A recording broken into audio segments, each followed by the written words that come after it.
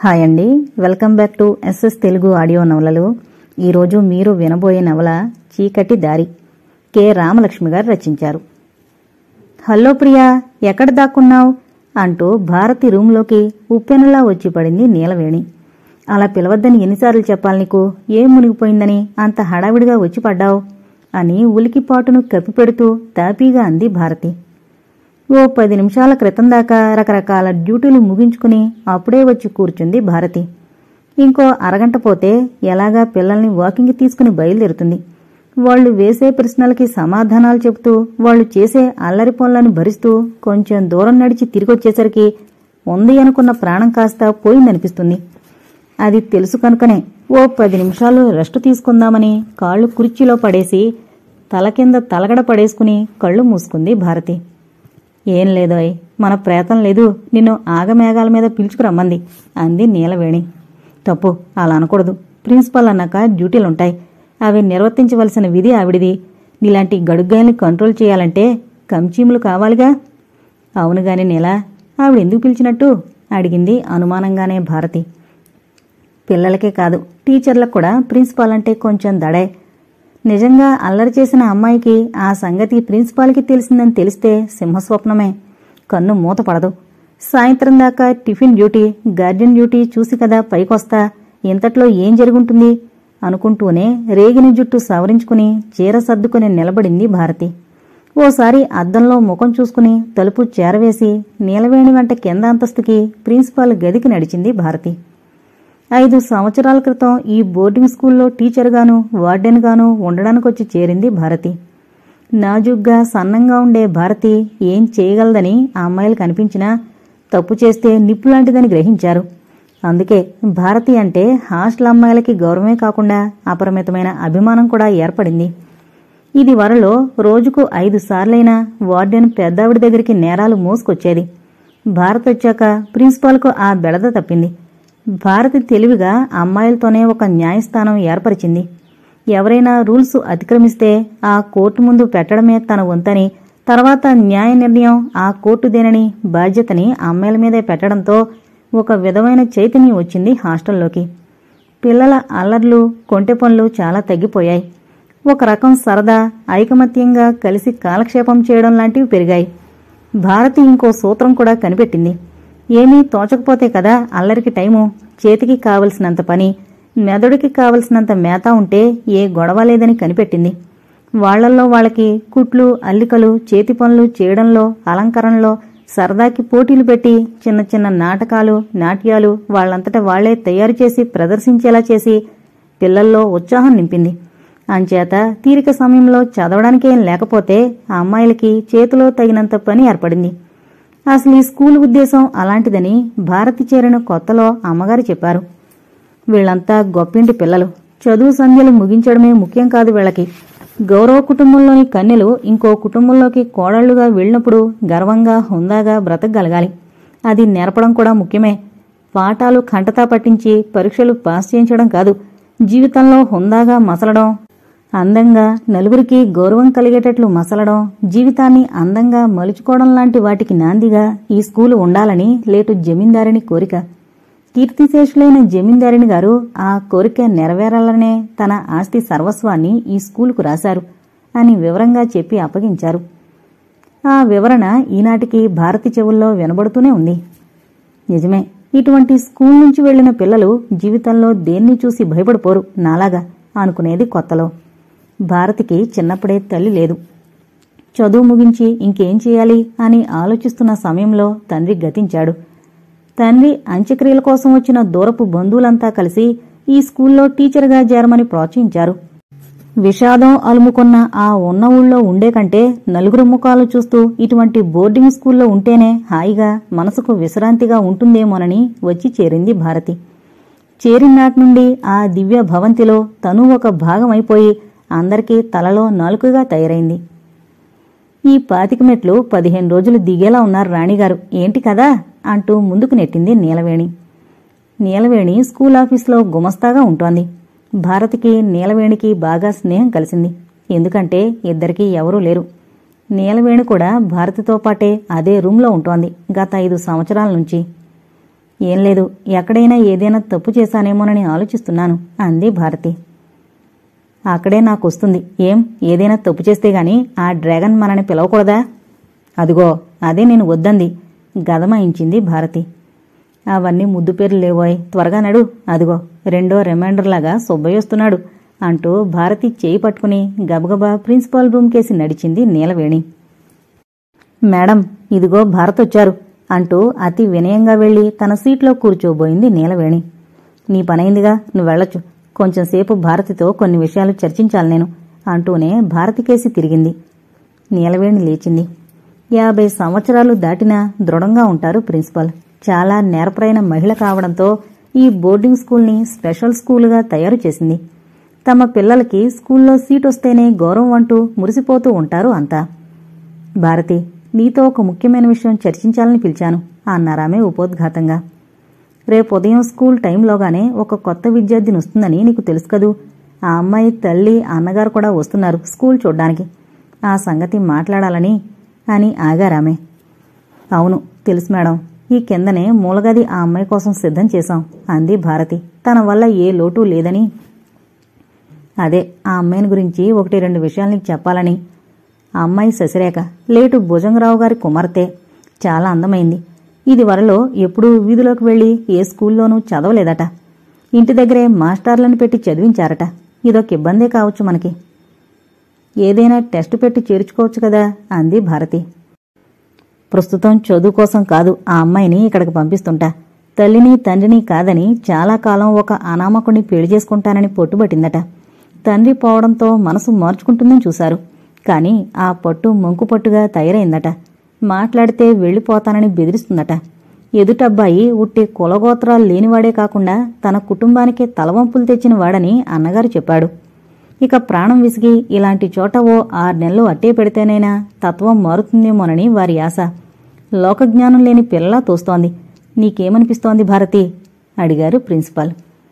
ఏదో కట్టుకథ వింటున్నట్టు వింటున్న భారతి ఈ ప్రశ్నకి ఉలిక్కి పడింది. ఏ ఊరు జమీందారులు వీళ్ళు? మా ఊరు కూడా జమీందారీ గ్రామమే అంది భారతి. అందుకే కదా నిన్ను పిలుస్తా. మీ ఊరు లేటు జమీందారు గారమ్మాయే శశిరేఖ ఇంతటి నాయిక అయింది. భారతి నోటమాట రాలేదు.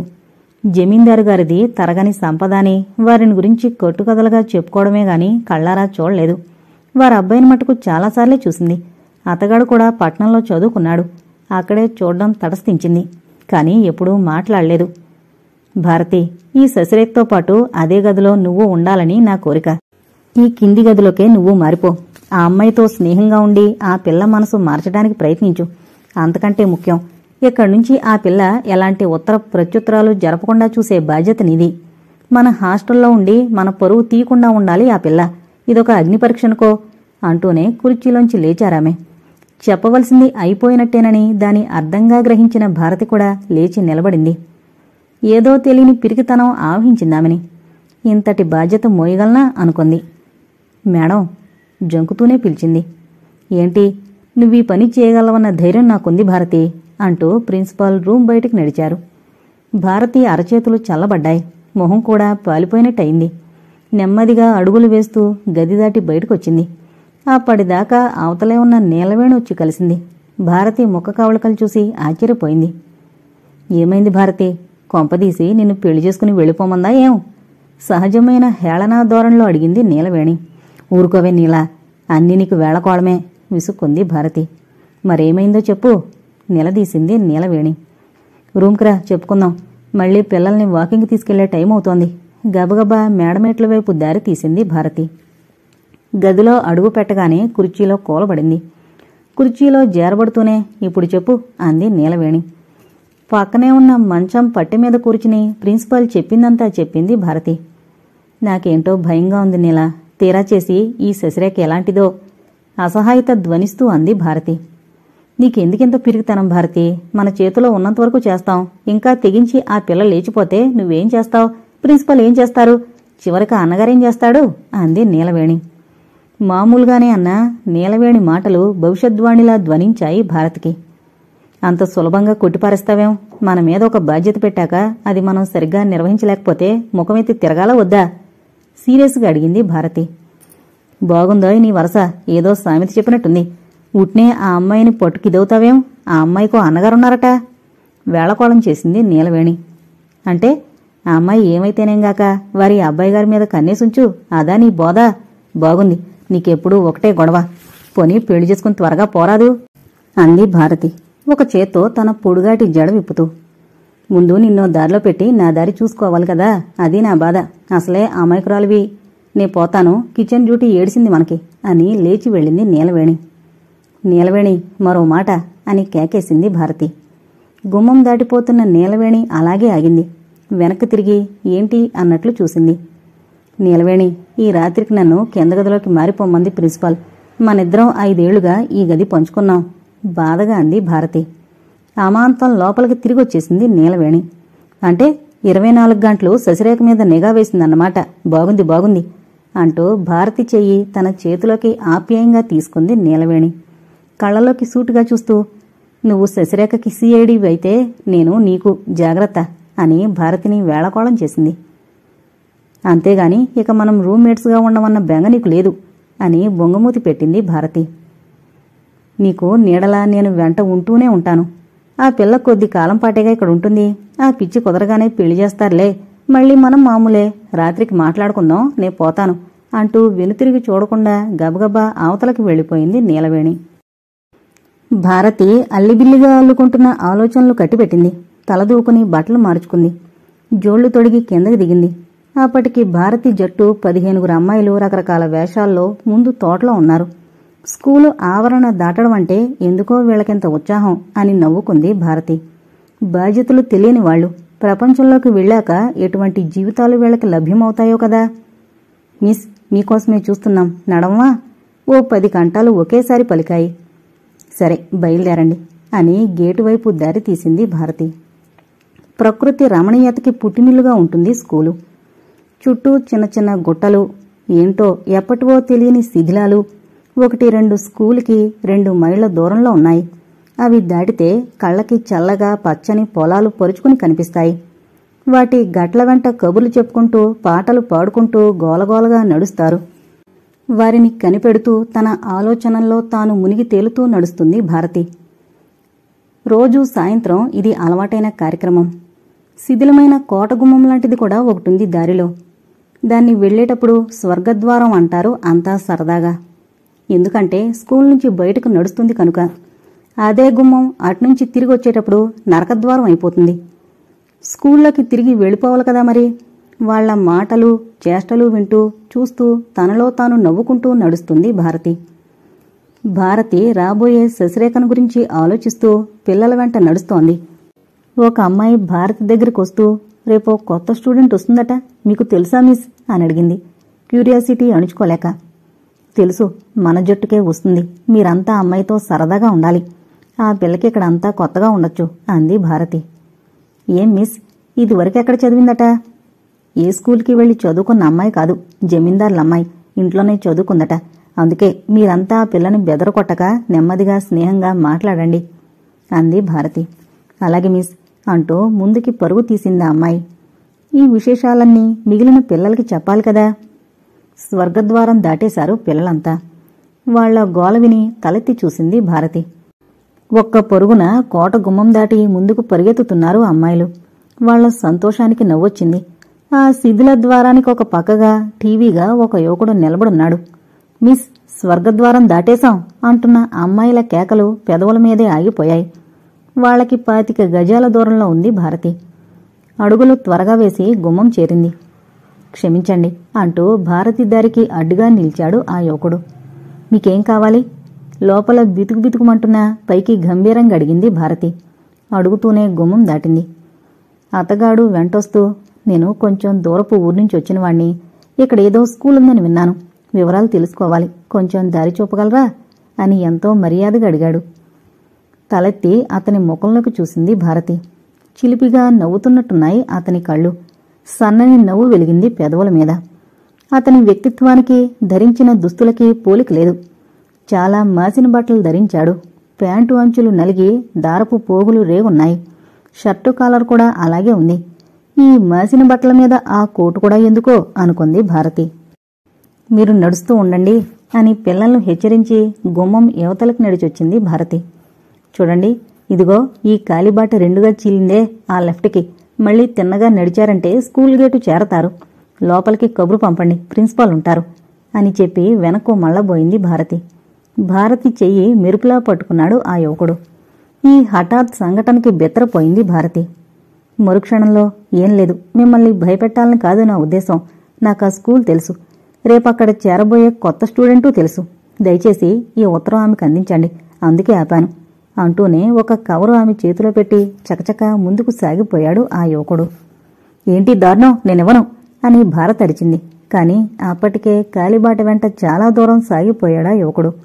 వంచిన తల ఎత్తకుండా చకచక నడుస్తూ పోతున్నాడు. బొమ్మలా నిలబడిపోయిన మిస్ని మాటామంతి ఆపేసి చూస్తున్నారు అమ్మాయిలు. అప్పటిగాని భారతికి తెలివి రాలేదు. అందరూ తన చేతిలో ఉన్న కవర్ కేసి చూస్తున్నారని ఆదరాబాదరాగా చేతిలో కవరు ముడుస్తూ నడవండి పోదాం అంటూ స్కూల్ కేసి మళ్లించింది పిల్లల్ని. వెనక నడిచొస్తున్న పిల్లలు ముసిముసి నవ్వులు నవ్వుకుంటూ మిస్కి లవ్ లెటర్ అంటూ భారతి చెవికి విని వినపడినట్టు వ్యాఖ్యానిస్తున్నారు. సిగ్గుతో భారతి ముఖం ఎర్రబడింది. ఎండ వేడి కూడా తగ్గిపోయింది. ప్రకృతి అంతటి మీద బంగారు పూత పూసింది నీరండ. గాలికి తలలూపుతున్నాయి చెట్లు. పైరు మీద గాలి కెరటాలు గమ్మత్తుగా కదులుతున్నాయి. భయంతో గుండెలు దడదడా కొట్టుకుంటున్నాయి భారతికి. ఇప్పుడేం చేయడం? శశిరేఖకు తగిన తెగింపు ఉన్నవాళ్లాగే ఉన్నాడే. అసలు ఈ స్కూల్కి శశిరేఖని పంపిస్తున్నారని ఇతగాడికప్పుడు ఎలా తెలిసింది? ఈ ఉత్తరం ఇవ్వాలా వద్దా? ప్రశ్నల పరంపరలు చెలరేగుతున్నాయి భారతిలో. లోపల పీడిస్తున్న భయంతో అడుగులు గబగబా పడుతున్నాయి. ఆ అమ్మాయిలంతా సన్నగా నవ్వుకుంటున్నారు. మిస్కి ఉత్తరం చదవాలని ఆత్రం అని వ్యాఖ్యానిస్తున్నారు. అంతా ఒక్కసారిగా నవ్వుతూ స్కూలు ఆవరణలో పరుగు పెట్టారు. ప్రశాంతంగా ఆలోచిస్తేగాని బుర్ర పనిచేసేలా లేదని తిన్నగా తన రూంలోకి వెళ్ళింది భారతి. ఆ ఉత్తరం ఓ పాముల బుట్టలాగుంది ఆమె ప్రాణానికి. పెట్లో పడేసింది. కళ్ళు మూసుకుని పడుకుంది. జీవితంలో ఎప్పుడూ గట్టి సమస్యలను ఎదుర్కొని భారతికిది విషమ సమస్య అయింది. ఉత్తరం ప్రిన్సిపల్కిస్తే ఎందుకు పుచ్చుకున్నావు అంటుందని భయం. ఏం చెయ్యాలి అన్న ఆలోచన చుట్టుముట్టి నీరసం వచ్చినంత పనైంది భారత్కి. రాత్రి భోజనం కూడా చేయబుద్ధి కాలేదు. కాని నీలవేణి పోరు పడలేక భోజనానికి దిగొచ్చింది. ఆ అమ్మాయిలంతా భారతిని దొంగచూపి చూస్తున్నారు. వాడిపోయిన భారతి ముఖం చూసి పాపం, విరహం అంటూ నిట్టూరుస్తున్నారు. భారతి వెనక చిలిపిగా డ్యూయెట్లు పాడుతూ వేళాకోళాలు చేసుకుంటూ నడుస్తున్న పిల్లల్ని చూసి ఏదో ఉంది అనుకుంది నీలవేణి. రాత్రి భోజనం తర్వాత భారతి సామాను కింద గదిలోకి మరిచేశారు. కాని రాత్రి తన పాత గదిలోనే గడపాలనుకుంది భారతి. ఏం అదోలా ఉన్నావు? శశిరేఖని గురించా, ఆమె అన్నగారిని గురించా నీ ఆలోచనలు? వేళాకోళంగా అడిగింది నీలవేణి. నీలవేణికి ఉత్తరం సంగతి చెప్తేనో అని ఓ క్షణం ఆలోచించింది భారతి. కాని రేపు ఉదయం పరిస్థితులను బట్టి ఆలోచించే నిర్ణయించొచ్చు అనుకుంది. అందుకే నీలవేణి మాటకి సన్నగా నవ్వుతూ నువ్వేమనుకుంటున్నావు నీలవేణి అని అడిగింది.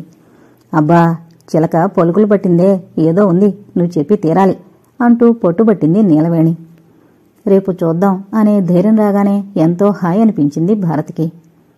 నేను పట్నంలో చదువుకునే రోజుల్లోనే శశిరేఖ అన్నగారు సూర్యారావు బహదూర్ కూడా సిటీలో చదువుకునేవాడు.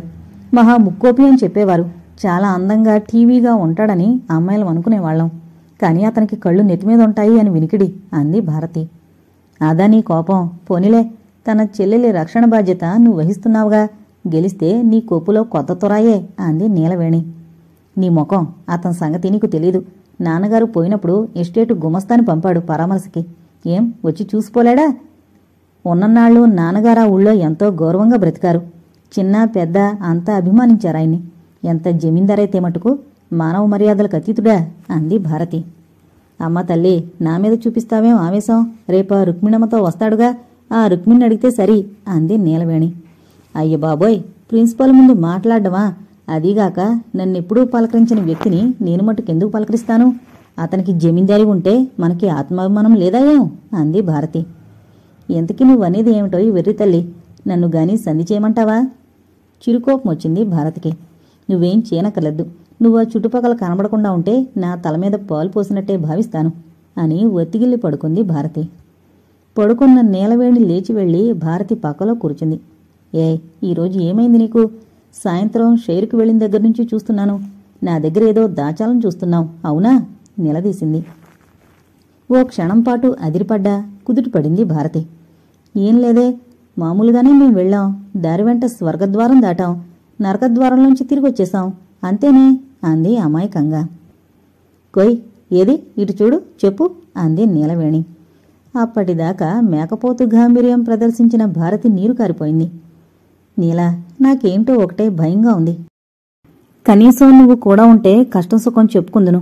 ఇప్పుడు 24 గంటలు శశిరేఖ, ఎలా నీలవేణి అంటూ నీలవేణి ఒడిలో తలదూర్చి ఏడ్చేసింది భారతి. భారతి తల నిమురుతూ కూర్చుంది నీలవేణి. నువ్వీరోజు ఏదో చెప్పకుండా దాస్తున్నావు, పర్వాలేదులే, అవసరం అనుకున్నప్పుడు నువ్వే చెబుదువు గాని, నీకెందుకు భయం, నేనిక్కడే ఉంటానుగా అంది అనునయంగా. హఠాత్తుగా తన చేయి పట్టుకున్న యువకుడు, అతనిచ్చిన ఉత్తరం కలిసి భారతికి ఆ రాత్రి నిద్ర లేకుండా చేశాయి. నీలవేణి చేయి తన 2 చేతులతో గట్టిగా పట్టుకుని అలా ఆమె ఒడిలోనే కలత నిద్రపోయింది భారతి. కొందరికి తెల్లవారితే పనుంటుందని తెల్లవారకుండా ఉంటుందా? భారతికింకా నిద్రమైకం పూర్తిగా వదలనేలేదు. 7 గంటలైంది, లేలే అంటూ లేపేసింది నీలవేణి. కళ్ళు తెరుస్తూనే నీ ముఖం చూస్తాను, ఫలితం ఎలా ఉంటుందో అంటూ మంచం మీద లేచి కూర్చుంది భారతి. నీ ముఖమే అద్దంలో చూసుకో, ఎందుకైనా మంచిది ఆ కళ్ళు చూడు అంటూ అద్దం ముందు కూర్చుని అల్లిన జడ విప్పి తిప్పి తిప్పి సెగలా చుట్టింది నీలవేణి. ఆఫీసులో పనిచేస్తున్నప్పుడు వాలు జడ వీలుగా ఉండదని నీలవేణి నమ్మకం. మాటకి ముందు భుజం మీద నుంచి జడ ముందుకు పడుతూ ఉంటే టైప్ చేయడం ఎలాగా, ప్రిన్సిపల్కి ఏవైనా కాగితాలు చూపడం ఎలాగా అని చక్కగా సెగ చుట్టుకుంటుంది. అంతేకాదు, నూలు చీర తప్పించి ఆఫీస్కి వేరే రకాలు కట్టుకోదు. కొంగు జరుచుకుంటూ తిరగడం సభ్యత కాదు అంటారు ప్రిన్సిపాల్. నూలు చీరైతే మనసుకి విశ్రాంతిగానూ ఉంటుంది. చక్కగా నడుము దగ్గర దోపేస్తే హాయిగా పని సాగుతుంది. 8:30 అయ్యేసరికి ఆఫీస్ రూంలో ఉంటుంది నీలవేణి. అందుకే అంత ఉదయాన్నే లేచి సిద్ధమవుతుంది. నీ హడావిడి చూసి ఈ ఉద్యోగానికి ఎంత దూరం ప్రయాణం చేయాలనుకుంటారు అంది బద్ధకంగా ఒళ్ళు విరుచుకుంటూ భారతి. మైళ్ళు ప్రయాణం చేసి వెళితేనే ఉద్యోగమా ఏం? నా ఇంట్లో కింద ఆఫీసున్నా సరే నేను టెన్షన్గా వెళ్లి తీరతాను తెలుసా? అది సరేగాని ఈరోజు చాలా ముఖ్యమైన రోజన్న సంగతి మరిచిపోయావా అంది నీలవేణి నెమ్మదిగా. మై గాడ్, మరిచిపోయాను, నేను అర్జెంటుగా తిమిలి కిందకొచ్చేస్తాను అంటూనే హడావిడిగా బాత్రూంలోకి దారి తీసింది భారతి. నీలవేణి అప్పటికే తన పని ముగించి హ్యాండ్ బ్యాగ్ అందుకుంది, జోళ్లు తొడుక్కుంది, రూమ్ తలుపు దగ్గరగా వేసి మెట్లకేసి నడిచింది. ఉదయం భారతి తెమిలి తలదూకునేందుకు కూర్చునేసరికే 9 కొడుతోంది. ఆదాబాదరాగా చిక్కు తీసి జడలుకుంటోంది. నీలవేణి ఒక్క పరుగునొచ్చింది. ఇంకా ఇక్కడే ఉన్నావా? మేడం నిన్ను అర్జెంటుగా తీసుకురమ్మన్నారు. ఓయ్, మనలో మన మాట, కొంచెం ధైర్యంగానే ఉండు అంది రహస్యం చెప్తున్నట్టు. ఏం వాళ్ళొచ్చేశారా? గాబరాగా అడిగింది భారతి. ఆహా, వచ్చేశారు. నీ విద్యార్థినిని కారులోంచి దింపడమే బ్రహ్మప్రళయం అయింది.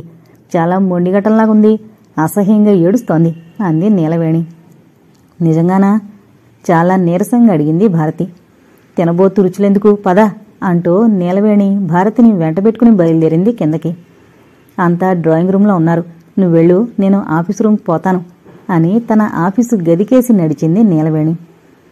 విశాలమైన డ్రాయింగ్ రూం గుమ్మంలో నిలబడింది భారతి. లోపలి దృశ్యం చూసి చలించిపోయింది. తల్లి ఒళ్ళో ముఖం దాచుకుని బౌరుమని ఏడుస్తోంది శశిరేఖ. నిస్సహాయంగా కూతురి తల నిమురుతూ కూర్చుంది తల్లి.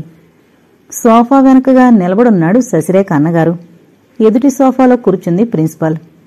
Come in Bharati, meet your new charge అంటూ భారతిని ఆహ్వానించింది ప్రిన్సిపాల్. ఈమె భారతి, హాస్టల్ చూసుకునే ముగ్గురులో ఒక ఆమె అంటూ భారతిని పరిచయం చేసింది. నమస్కారం అంది భారతి. భారతి వంక బెత్తరపోయి చూస్తున్నాడు శశిరేఖ అన్నగారు. ఆ చూపులో పెద్ద ఆశ్చర్యం లేదు. ఈ అర్భకురాలు నా చెల్లెలు రక్షణాభారం వహించడమా అన్న ఊహ తప్పించి వేరు లేదా చూపులో. మేడం, వయసులో కొంచెం పెద్దవారు ఎవరైనా శశిరేఖకి తోడుగా ఉంటే బాగుంటుందేమో అన్నాడు ప్రిన్సిపాల్ గారికేసి తిరిగి. ఈ మాట విని భారతి ముఖం జేవురించింది. మీకా భయం అక్కర్లేదు. భారతి వయసులో చిన్నదైనా దృఢమైన నమ్మకాలు గల మనిషి. ఆమెలో నాకు నమ్మకం ఉండబట్టే ఆమెకు అప్పగించాను ఈ బాధ్యత అన్నారు ప్రిన్సిపాల్. అలాని కాదు, శశిరేఖని చూస్తున్నారుగా, దీన్ని ఓ పట్టాన మార్చడం ఎవరితరం కాదు అన్నాడతను. నువ్వు ఊరుకో సూర్యం, ఆవిడ నమ్మకంగా చెప్తున్నారుగా విని వినపడినంత నెమ్మదిగా అన్నారు కూతురు తల నిమురుతున్న తల్లి. ఆ మాట విని దెబ్బతిన్న తాచులా తల విదిల్చి అన్నగారి ముఖంలోకి చూసింది శశిరేఖ. ఊరుకోవడం ఎందుకు? నా గురించి చెప్పు, ఇంకా చెప్పు. నా కాళ్ళకి గొలుసులు వేసి కట్టమను, గదిలో తాళం వేసి ఉంచమను అంటూ ఆవేశంగా అరిచింది. ష్ అన్నారు ప్రిన్సిపాల్. ఆ కోపాన్ని చూసి అదిరిపడింది భారతి. చిన్నగా నవ్వి, చూసారా ఇది వరస అన్నట్టు చేయి చూపించాడు అన్నగారు. మళ్లీ తల్లి ఒడిలో ముఖం దాచుకుని వెక్కి వెక్కి పడుతూ ఏడుపు సాగించింది శశిరేఖ. నన్నిక్కడ ఉంచకమ్మా, నన్ను చంపే, అంతేగాని నన్నిక్కడ వదిలిపోకు అంటూ పసిదాన్లా వెక్కి పడుతూ తల్లిని ప్రాధేయపడుతున్న శశిరేఖను చూస్తే జాలి ముంచుకొచ్చింది భారతికి. ఎప్పుడూ ఎవరిని గాఢంగా ప్రేమించడమంటే ఏంటో తెలీదు భారతికి. తండ్రే లోకంగా బ్రతికిన భారతికి ఈ ప్రేమ కోసం పంతాలు ఏడుపులు గమ్మత్తుగా తోచాయి. తనకు కావాలనుకున్న వాణ్ణి వద్దంటే ఇంత బాధగా ఉంటుంది కాబోలు. పిచ్చిపిల్ల, నీ నాటకమిక చాలు, లేచి సరిగ్గా కూర్చో అని ఒక కసురు కసిరాడు సూర్యారావు.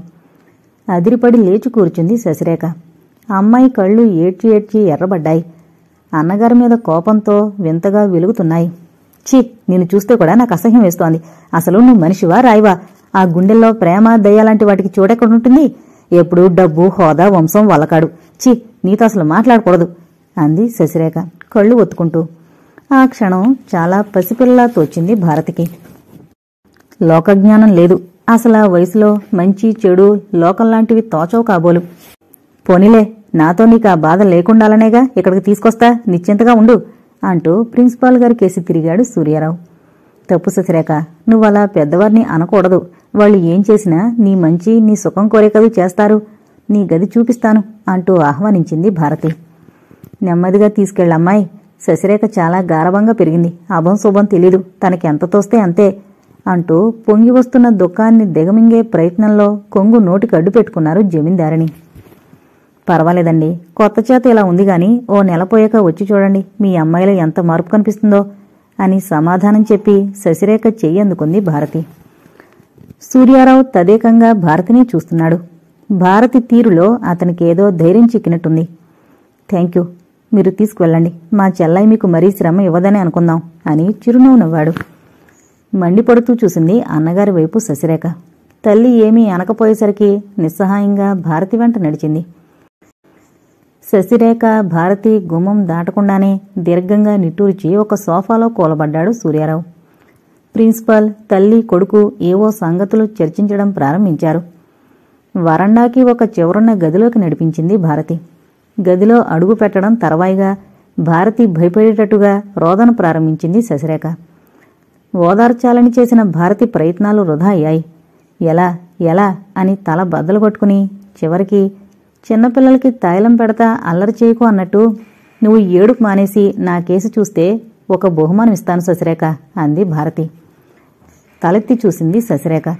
నాకీ బ్రతుకు అక్కర్లేదండి, నేను ఎలాగైనా చచ్చిపోతాను. మా అన్నయ్య ఏదో అనుకుంటున్నాడు గాని ఇక్కడి నుంచి ఇక నా శవమే వెళుతుంది అంది. అలా అనకూడదు. మరీ అంత బెంబేలు పడిపోతే ఎలాగా? నువ్వేం చిన్నపిల్లవా? కొంచెం ఆలోచించి చూడు. నీ మూర్ఖపు పట్టు ఏడుపు మూలంగా నీ మీద జాలి కూడా పోతుంది అందరికీ అంది భారతి. నన్నేం చేయమంటారు? నేను మోహన్ని తప్పించి ఎవరినీ పెళ్లి చేసుకోను, చచ్చే పోతాను. చూడండి, ఏదో బహుమానం అన్నారే, అదేదో కొంచెం విషమిచ్చి పుణ్యం కట్టుకోండి అంటూనే దుఃఖంతో పూడుకుపోయింది శశిరేఖ కంఠం. దగ్గరగా వెళ్లి తల నిమురుతూ నిలబడింది భారతి. నువ్వు ఏడుపు మానేసి సరదాగా ఇక్కడ ఉంటానంటే అని ఆగింది భారతి. ఆమె మనసులో కిందటి రోజు యువకుడిచ్చిన ఉత్తరం మెదులుతోంది. ఇస్తే ఇప్పటికీ గండం గడుస్తుంది. శశిరేఖ కొంచెం స్థిమితపడి సర్దుకుంటుంది, తర్వాత చూసుకోవచ్చు అని నిర్ణయించుకుంది భారతి. పెట్టి దగ్గరకు వెళ్లి ఉత్తరం బయటకు తీసింది. తను చేస్తున్న పని తప్పు అయినా ఇదొక్కటి మినహా శశిరేఖని ఉపశమింపజేసేది ఇంకొకటి లేదు ప్రస్తుతానికి అని సమర్థించుకుంది భారతి. చూడు శశిరేఖ, ఈ చేతిరాత నీకు తెలుసా అంటూ కవరు చూపెట్టింది. శశిరేఖ ఆ కవరుని దూరం నుంచే చూసింది. మరుక్షణంలో మెరుపులా భారతి చేతిలోని కవరు లాక్కుని కూర్చుంది. తదేకంగా ఆ చిరునామా చూసింది. దోసిట ఆ కవరు పెట్టుకుని ముఖం కప్పుకుంది. అదో ప్రాణం పోసే సంజీవి అన్నట్టు పెదవులతో మృదువుగా తాకింది. ఇంతట్లో అదిచ్చిన భారతి జ్ఞాపకం వచ్చినట్లుంది. అమాంతం లేచొచ్చి భారతిని కౌగిలించుకుంది. చెంపలు ముద్దు పెట్టుకుంది. మీరే నా ప్రాణం, ఇక ఒక క్షణం కూడా మీకు దూరంగా ఉండను అంటూ భారతిని ఉక్కిరిబిక్కిరి చేసింది. ఓ ఉపద్రవం గడిచినందుకు అమ్మయ్యా అనుకుంది భారతి. కాని మనసులో ఒక మూల సూర్యారావు తల్లిని, తనపై ఎంతో నమ్మకుంచిన ప్రిన్సిపాల్ని వంచిస్తున్నానా అన్న ఊహ తలెత్తింది. ఈ ఒక్కసారే శశిరేఖను ఇక మంచిదారిని పెట్టగలను అని నచ్చజెప్పుకుంది భారతి. పోయి మొహం కడుక్కునరా శశిరేఖ, నేను వెళ్లి కాఫీ తెచ్చి పెడతాను అంది. మారు మాట లేకుండా బాత్రూంలోకి నడిచింది శశిరేఖ. అక్కడ నిశ్చింతగా ఉత్తరం ఇప్పి చదువుకుంటుంది అని నవ్వుకుంది భారతి. డ్రాయింగ్ రూమ్కేసి నడుస్తూ ప్రిన్సిపాల్ వచ్చిన వారిని సాగనంపడానికి లేచి నిలబడున్నారు. భారతిని చూడగానే ఎలా ఉంది భారతి అని అడిగారు. పర్వాలేదు మేడం, అడ్జస్ట్ అయిపోతుంది, మీరేం బెంగపడకండి అంది నెమ్మదిగా. థ్యాంక్యూ, మేము 2 నెలల పాటు ఇటువైపు రానే రాము అన్నాడు సూర్యారావు. అదే మంచిది అంది భారతి. వారి దగ్గర సెలవు తీసుకుని వంటింటి వైపు వెళ్ళింది. కిచెన్లోంచి కాఫీ కప్పుతో తిన్నగా రూమ్కి నడిచింది. రూంలోకి అడుగుపెట్టిన భారతిని అక్కడ దృశ్యం నిలబెట్టేసింది. గుండెల మీద ఉత్తరం పెట్టుకుని గది కప్పుకేసి చూస్తూ పడుకునుంది శశిరేఖ. కాఫీ కప్పు తీసుకెళ్లి అందించింది భారతి. థ్యాంక్యూ అంటూ అందుకుంది శశిరేఖ. ఎదుటి కుర్చీలో కూర్చుంది భారతి. ముందు రోజు హఠాత్తుగా తలెత్తిన అలజడి అంత హఠాత్తుగానూ సమసిపోయినట్టనిపించింది భారతికి. శశిరేఖ హాస్టల్లో సాఫీగా రోజులు గడపడం అలవాటు చేసుకుంది. మిగిలిన పిల్లలతో కలిసిపోయింది. భారతి జట్టుతో కలిసి సాయంత్రం షికారుకి వస్తుండడం కూడా మామూలైపోయింది. ఎన్నో కబుర్లు చెప్పేది. ఎంతో ఉత్సాహంగా కనబడుతోంది. ప్రిన్సిపాల్ కూడా చాలా సంతోషపడింది. కాని నీలవేణి మటుకు ఒకరోజు భారతిని నిలేసింది. చూడు భారతి, నీ పెంపుడు స్టూడెంట్ని ఒక కంట కనిపెట్టు. దిగుడు బావిలాగా లోతు తెలియని రకం అంది. అదేం లేదు నీలవేణి, ఎందుకొచ్చిన పేడా అని అన్నీ మరిచిపోయి హాయిగా ఉంటుందని నా ఉద్దేశం. నీకు అసలు అనుమానం ఎందుకొచ్చింది అడిగింది భారతి. రోజుకో ఉత్తరం తల్లిగారికి పోస్ట్ బాక్సులో పడేస్తుందట, సుబ్బయ్య చెప్పాడు. అదలా ఉంచు. వాళ్ల అమ్మగారి దగ్గర నుండి వారానికో ఉత్తరం వస్తున్నా రోజూ రాయడానికి విశేషాలు ఏముంటాయి? అది ప్రేమలేక కాకుంటే అంది నీలవేణి. ఇంతట్లోనే ప్రిన్సిపాల్ ఆఫీసు రూంలోకి వెళ్లడం చూసి ఒక పొరుగున వెళ్లిపోయింది నీలవేణి. అనుమానం తలెత్తిన భారతి గదిలోకి తిరిగొచ్చింది. శశిరేఖ కిటికీలో కూర్చుని తోటలోకి చూస్తోంది. మీ అన్నయ్య ఉత్తరం రాశాడు శశిరేఖ.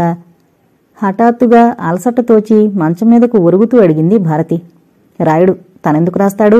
రాసినా చదవకుండా చించి పారేస్తానని తెలుసు అంటూనే కిటికీలోంచి దిగి భారతి మంచం దగ్గరికొచ్చి పట్టిమీద కూర్చుంది. మీకో సంగతి చెప్పనా అడిగింది.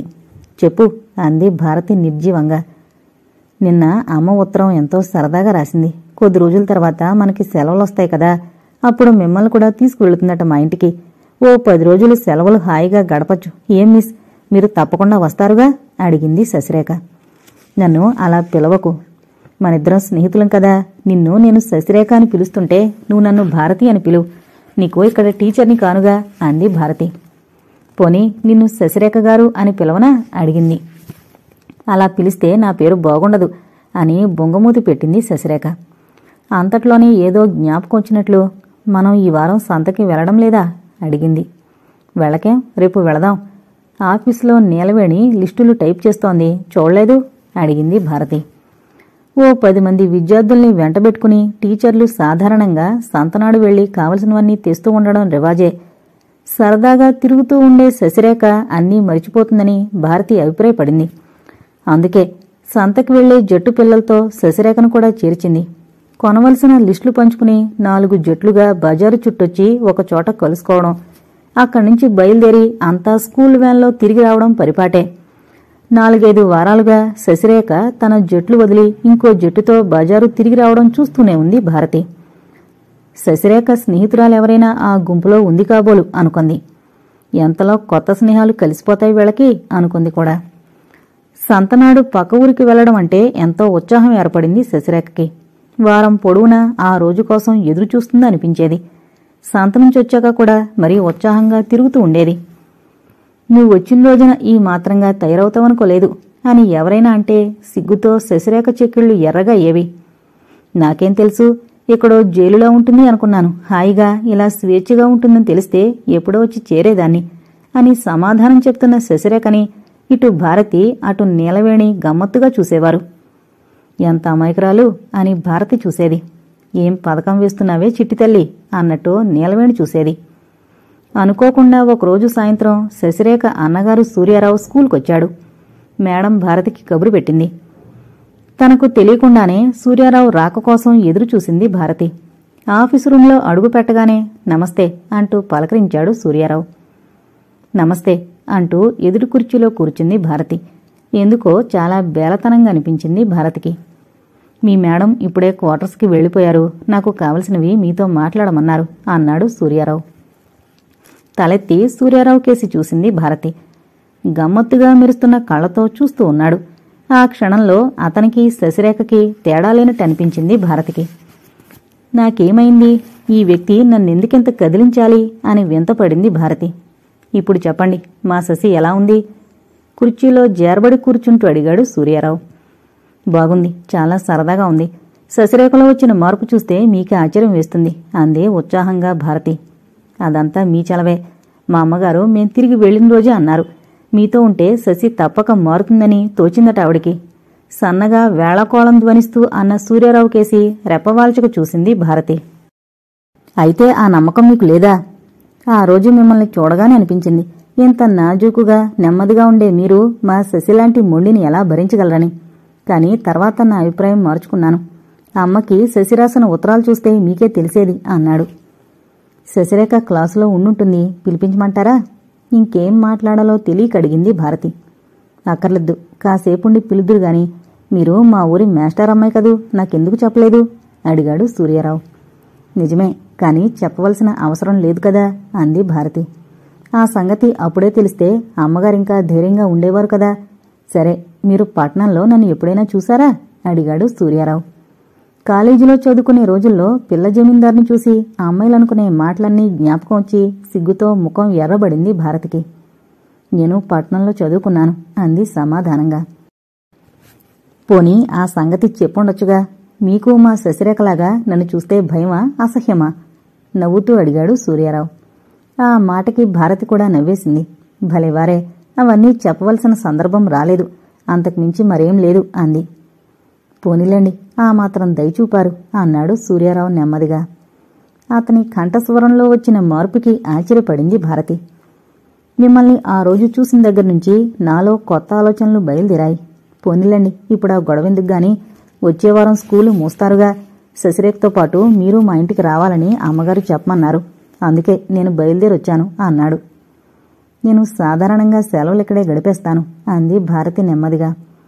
అవును, నాకెవరూ లేరు అన్న నిస్సహాయత ధ్వనించిందా మాటల్లో. మీరలా ఎందుకనుకుంటారు? మీరు మా ఆతిథ్యం కాదన్ను కదూ. ప్లీజ్ ప్రామిస్ అన్నట్లు అడిగాడు సూర్యారావు. నేను ప్రిన్సిపాల్ని అడిగిగాని చెప్పలేను అంది భారతి. మీ తరపున నేను అడిగాను. మీకు ఈ మార్పు బాగుంటుంది అన్నారామె. మీరు కాదనకండి. నాన్నగారు పోయాక మా ఇంట మనశ్శాంతి లేకుండా చేసింది శశిరేఖ. ఇప్పుడిప్పుడే నెమ్మది లభ్యమవుతోంది మాకు. దీనికి అంతకు మీరే కారణమని అమ్మకు నాకు కూడా తెలుసు అని లేచి నిలబడ్డాడు సూర్యారావు. భారతి కూడా నిలబడింది. మనిషి అక్కడున్న మనసు ఏంటో ఆలోచిస్తోంది. నాకో సంగతి ఇప్పుడే ఇక్కడే చెప్పాలనుంది, కానీ మీరు మా ఇంటికొచ్చేదాకా ఆగుతాను దగ్గరకొస్తూ అన్నాడు సూర్యారావు. దగ్గరకొస్తూ అన్న సూర్యారావు మాటలు రహస్యంగా చెవిలో చెప్పినట్లు అనిపించింది భారతికి. నేను వెళ్లి శశిరేఖను పంపుతాను అంది త్రొట్టుపాటు కప్పిపుచ్చుకుంటూ. నవ్వుతూ అవతలి వరండా వైపు చేయి చూపాడు సూర్యారావు. మీకా శ్రమక్కర్లేదు, అదిగో శశి అక్కడ స్తంభానికి ఆనుకునుంది అన్నాడు. మీరేదో చాలా సీరియస్గా మాట్లాడుతున్నారు, రెండో చెవికి వినబడకుండా, అందుకే ఇక్కడ నిలబడ్డాను అంది శశిరేఖ. భారతి సిగ్గుతో తల వంచింది. ఏం లేదు శశి, మీ మిస్ని మనింటికి ఆహ్వానించమంటేను అడగడానికొచ్చాను అని వివరించాడు సూర్యారావు. అన్నగారి ముఖంలోకి ఓ క్షణం చూసి ఊరుకుంది శశిరేఖ. అలాగే వస్తాం, ఓ వారం రోజులే కదా, ఇక మేం వెళ్ళమా? తన తత్రపాటు నుంచి తేరుకునంది భారతి. కొద్దిసేపట్లోనే కాంపౌండ్లో కారు స్టార్ట్ అయిన చప్పుడు వినిపించింది. అప్పటిదాకా మౌనంగా ఉన్న శశిరేఖ భారతికేసి వింతగా చూసి అమాంతం కౌగులించుకుంది. నువ్వు మా సమస్యలన్నీ పరిష్కరిస్తావు భారతి, నాకు తెలుసు అంది. ఎలా అని అడగలేదు భారతి. తనపై తనకి నమ్మకం తగ్గిపోయింది భారతికి. తనకి శశిరేఖకి తేడా ఏమిటి? తను మట్టుకు కూడని పని చేయడం లేదా? సూర్యారావు జమీందారు, తను అందనిమ్రావునికి నిచ్చెన వేస్తోంది, కాని హృదయం చెప్పిన మాట విందు. ఏ పని చేస్తున్నా సూర్యారావు కళ్ళు, సూర్యారావు కంఠస్వరం ఆమెని వెన్నాడుతున్నాయి. తీయని బాధతో పాటు దుఃఖం కూడా గూడు కట్టుకుంటోంది భారతి హృదయంలో. ఎన్నడూ లేంది స్కూల్ మూసేసే రోజు ఎప్పుడొస్తుందా అని ఎదురు చూసింది భారతి. ఏంటి, నాకంటే నువ్వే ఎక్కువ ఆత్రపడుతున్నావు మా ఇంటికి వెళ్లడానికి అంటూ శశిరేఖ వేళాకోళాలు చేయడం కూడా ప్రారంభించింది. అనుకున్న రోజు రానే వచ్చింది. తీరా సెలవులిచ్చాక పిరికితనం వచ్చింది భారతికి. ఆ రోజు ఉదయమే కారు తీసుకునొచ్చాడు సూర్యారావు. చిన్న పెట్టె సర్దుకుంది భారతి. ప్రిన్సిపాల్కి చెప్పి బయలుదేరింది. శశిరేఖ, భారతి వెనక సీట్లో కూర్చున్నారు. సూర్యారావు కారు డ్రైవ్ చేస్తున్నాడు. కొద్ది దూరం కూడా సాగకముందే, నువ్వు ముందుకు వెళ్ళి కూర్చో, నేను వెనక సీట్లో హాయిగా పడుకుంటాను అని సనగడం ప్రారంభించింది శశిరేఖ. ఓ 60 మైళ్ళకే ఇంతట్లోనే పడుకోవాలా ఏం అంది భారతి. రోడ్డు వారగా కారు ఆపాడు సూర్యారావు. తలుపు తెరిచి పట్టుకుంటూ, మీరొచ్చి ముందు కూర్చోండి, లేకుంటే శశి అలా నసపెడుతూనే ఉంటుంది, అదెంత మొండిదో తెలిసిన విషయమేగా అన్నాడు నవ్వుతూ. చేసేది లేక ముందు సీటుకి మారింది భారతి. అమ్మయ్యా అని వెనక సీట్లో పడుకుంది శశిరేఖ. గతుకుల రోడ్డు మీద నెమ్మదిగా సాగుతోంది కారు. అటు ఇటు చూడకుండా తిన్నగా చూస్తున్న భారతిని తన కొనకంటి చూసి నవ్వుకున్నాడు సూర్యారావు. చదువుకున్నారన్న మాటేగాని మీకు కబుర్లు చెప్పడమే రాదు అన్నాడు వేళాకోళంగా. పచ్చని చేలు చెట్లు చూస్తున్నాను అంది భారతి. ఇంకో 40 మైళ్ళు ఈ కఠిన శిక్ష మీకు, తర్వాత హాయిగా నన్ను తప్పించుకుని తిరుగుదురుగాని అన్నాడు సూర్యారావు. విశాలమైన తన కళ్లను విప్పార్చి చూసింది భారతి. చిలిపిగా ఒక కన్ను మూస్తూ రోడ్డు వైపు దృష్టి మళ్లించాడు సూర్యారావు. అందరూ చెప్పుకోగా వెండమే గాని జమీందారు గారి ఇల్లు ఎప్పుడూ చూడలేదు భారతి. గేటు దాటి కారు లోపల ప్రవేశించాక సువిశాలమైన తోట దాటి ఇంటి ముందు మెట్ల దగ్గర ఆగింది. సూర్యారావు కారాపి తను ముందు దిగి భారతి వైపు తలుపు తెరిచాడు. ఈలోగానే శశిరేఖ దిగేసింది. కూతురి రాక కోసం మెట్లపైన నిలబడి ఆత్రంగా ఎదురు చూస్తున్నారు జమీందారిని. వారికి నమస్కరించింది భారతి. వెళ్లి తల్లిని గట్టిగా కౌగిలించుకుంది శశిరేఖ. పనివాడికి చెప్పి పెట్టెలు లోపల పెట్టిస్తున్నాడు సూర్యారావు. దిగింది మొదలుకొని క్షణం తెరిపి లేకుండా వసపెట్లా వాగుతోంది శశిరేఖ. కూతురంతా సంతోషంగా ఆనందంగా ఉండడం చూస్తున్న కొద్దీ జమీందారునికి భారతి మీద అభిమానం పెరుగుతోంది. ఒకనాటి మునిమాపు వేళ భారతిని తోటలో కూర్చోబెట్టుకుని విశేషాలు అడగడం ప్రారంభించారు జమీందారిని. మీకింకా చెప్పదగ్గవేముంటాయి, మీ అమ్మాయి రోజుకో ఉత్తరం రాసేదిగా నవ్వుతూ అంది భారతి. వారానికో పంక్తి రాస్తే గొప్ప, అదేనా అంతా నీ గురించే, పెద్ద ఉత్తరం ఎక్కడ రాసింది అన్నారామె. అదేంటి, రోజుకో ఉత్తరం పడేస్తుందని నీలవేణి చెప్పిందే. నేను శశినడిగితే అవును అమ్మకే అంది, మరి ఆ ఉత్తరాలన్నీ మీకు కాదా బిత్రపోతూ అడిగింది భారతి. లేదు లేదు, అన్నీ రాయనేలేదు, నా బిడ్డ పూర్తిగా మారిపోయింది కదూ జమీందారిని ఆర్ద్రంగా ఉన్న స్వరంతో అడిగారు. అవునండి, శశిరేఖ బాగా మారింది, ఇక మీరు బెంగ పెట్టుకోనక్కర్లేదు అంది దీనంగా భారతి. నిజమే, శశిరేఖ ఒక్కరోజు కూడా తను ప్రేమించిన మోహన్ గురించి మాట్లాడలేదు. ఇక లాభం లేదని వదులుకున్నట్టుంది అనుకుంది భారతి. నీకా మోహన్ గురించి చెప్పలేదా శశిరేఖ అడిగారు జమీందారిని. తొలి రోజుల్లో 1-2 సార్లు చెప్పింది. అందంగా ఉంటాడు, డబ్బు లేకపోతేనే మాకుంది చాలదా అంది. మరి మూర్ఖపు పట్టుదలలు అనేది. నీ చెప్పి చూశాను, మళ్లీ నా దగ్గర ఆ ప్రస్తావన తేలేదు అంది భారతి. నిజంగా ఆ మోహన్ ఈ ఇంటికి శనిలా దాపురించాడు. ఏనాడు చేసిన పాపమో అతని రూపాన పట్టి పీడుస్తుంది ఈనాడు. మమ్మల్ని శశిరేఖ స్కూలుకి వెళ్లిపోయాక 1-2 సార్లు ఈ చుట్టుపక్కల తారసపడ్డాడట ఆ అబ్బాయికి. ఆ అబ్బాయిది మరీ ముక్కోపం. మళ్లీ తన కండబడితే తంతానని బెదిరించాడట. మోహన్ పగబట్టిన తాజులాంటి వాడమ్మాయి, వాణ్ణి గురించి శశిరేఖకేమీ తెలియదు అన్నారామె నిస్పృహతో. మీరెందుకు చెప్పి చూడలేదు, అంత కానివాణ్ణి చేసుకుంటానంటుందా అంది భారతి. అక్కడే జరిగింది పొరపాటు. మేం వాడి చెడు గురించి చెప్పిన కొద్దీ వాడంటే కక్ష ఉండడం చేత అలా అంటున్నామని నిశ్చయించుకుంది. పోనీలేండి, ఇక ఆ బెంగలేదుగా, శశిరేఖకి ఓ మంచి సంబంధం చూసి చేదురుగాని ఓదార్పుగా అంది భారతి.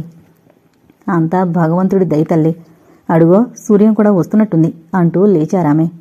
భారతి కూడా లేచింది. నువ్వు కాసేపు కూర్చో అమ్మాయి, నేను మళ్లీ వస్తాను అంటూ ఆమె లోపలికి వెళ్ళిపోయారు. మళ్లీ వస్తానన్నారు కదా అని అక్కడే కూర్చుంది భారతి. దూరం నుంచే తల్లిని భారతిని చూసిన సూర్యారావు అటే వచ్చాడు. ఇంతలోనే అమ్మగారు లోపలికి వెళ్లడం, భారతి ఒంటరిగా తారసపడ్డం ఉత్సాహం కలిగించింది అతనికి. ఏంటి, చాలా సుదీర్ఘంగా ఆలోచిస్తున్నట్టున్నారే తల ఉంచుకుని కూర్చున్న భారతిని చూస్తూనే అడిగాడు. ఎలా సంభాషణ మొదలు పెట్టాలో తెలియలేదు భారతికి. ఏం లేదు, మీ మదర్ లోపలికి వెళ్లారు, మళ్ళా వస్తామన్నారు అంది. అందుకని వేచి చూస్తున్నారా అంటూ నవ్వుతూ పక్కనే కూర్చున్నాడు సూర్యారావు. మీతో ఒక విషయం చెప్పాలి అంది భారతి. నేను చెప్పాలి, అందుకే మీకోసం వచ్చాను. శశిరేఖ దాదాపు రోజు ఒక ఉత్తరం రాసేది. మీ అమ్మగారేమో అబ్బే వారానికొకటి రాస్తేనే అబ్బురం అన్నారు. ఆ ఉత్తరాలు ఎవరికి రాసిందంటారు అడిగింది భారతి. ఆమెకి ఒక విధంగా భయం పట్టుకుంది. అందర్నీ నమ్మించి మోసం చేయదు కదా శశిరేఖ అనుకుంది. ఈయన నాపైన అంత నమ్మకం ఉంచారే, శశి ఏదైనా తప్పుదారి తొక్కితే తానెంత తప్పు అంచనా వేసుకున్నాననుకుంటారు. ఎలాగా అనుకుంది. ఏదైనా జరిగితే ప్రిన్సిపాల్కి ముఖం ఎలా చూపడం అనుకుంది. అప్పటిదాకా నవ్వుతూ వెలుగుతున్న సూర్యారావు ముఖం గంభీరమైంది. మీరంటోందేమిటి? శశి ఎవరికి ఉత్తరాలు రాస్తుందో ఎప్పుడు అడగలేదా? అమ్మకి అని క్లుప్తంగా బదులు చెప్పేది. మీకు దగ్గర చుట్టాలుగాని బంధువులుగాని ఎవరైనా ఉన్నారా? బహుశా శశిరేఖ వారికి ఎవరికైనా రాస్తూ ఉండుండొచ్చు కదా అడిగింది భారతి. అలా ఎప్పుడూ రాసేది కాదు. ఇంటి దగ్గరున్నప్పుడు లేని బంధువులు అక్కడికి ఎలా వస్తారు? ఓ క్షణం ఆగాడు సూర్యారావు. మీకా మోహన్ సంగతి తెలీదు. ఎంతకైనా తెగించినవాడు, కటిక కసాయివాడు కూడా. వాడైనా దయాదాక్షిణ్యాలు చూపుతాడేమో గాని మోహన్కి అలాంటి వాటికి అర్థం కూడా తెలీదు. నాతో ఛాలెంజ్ చేశాడు భారతివాడు. వాడు గుండెలు తీసిన బంటు. ఆవేశంతో అరిచినట్టుగా అన్నాడు సూర్యారావు. మన పిల్లని కట్టుదిట్టం చేసుకోవాలి మనం. ఊళ్ళో వాడెవడో ఏదో అన్నాడని మనం ఏం చేయగలం? నెమ్మదిగా అంది భారతి. సూర్యారావు కళ్లలో బాధ స్పష్టంగా కనబడుతోంది. బోనులో పెట్టిన పులిలా ఇటు అటు పచార్లు చేయడం మొదలుపెట్టాడు. మీరు అనవసరంగా గాబరా పడుతున్నారేమో. శశిరేఖకి ఇప్పుడా మొండి పట్టుదల లేదేమో అంది అనుమానంగానే. అలా అయితే బాధలేదు. కాని సరే, ఇక మనం చేయగలిగింది ఏముంది కనుక అంటూ మళ్లీ వచ్చి భారతి పక్కనే కూర్చున్నాడు సూర్యారావు. ఆందోళనతో కూడిన అతని ముఖం చూస్తే జాలేసింది భారతికి. ధోరణి మార్చాలన్న తలపుతో ఇందాకేదో అడగాలన్నారే. ఆ క్షణంలో ప్రసన్నమైంది సూర్యారావు ముఖం. భారతి చేయి ఆప్యాయంగా తన 2 చేతుల్లోకి తీసుకున్నాడు. తెల్లపౌరపు పిల్లలా ముడుచుకునున్న ఆమె చెయ్యి అతని చేతుల మధ్య నిస్సహాయంగా ఉన్నట్టనిపించింది. చూడు భారతి, ఇది వరలో ప్రేమ పెళ్లి అంటే నేనిప్పుడు లెక్క చేయలేదు. కాని నా ఊహలని ప్రపంచాన్ని నువ్వు తలకిందులు చేశావు. నిన్న స్కూల్లో చూసింది మొదలు నేను ఎప్పుడు తలెత్తి చూసినా నువ్వు కనబడితే బాగుండు అనిపిస్తోంది. నేను ఏదైనా నిర్ణయించుకుంటే దాన్ని దాచుకోలేను. అమ్మగారితో చెప్పాను. తనకేం అభ్యంతరం లేదన్నారు. ఎల్లుండి మన శశిరేఖ పుట్టినరోజు. ఆ రోజే మన పెళ్లి నిశ్చయం కూడా.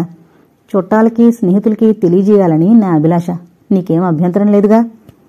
ప్రేమతో నిండిన కంఠస్వరంతో మాట్లాడుతూ ఉంటే సూర్యారావు ఎంత బాగుంటాడు అనుకుంది భారతి.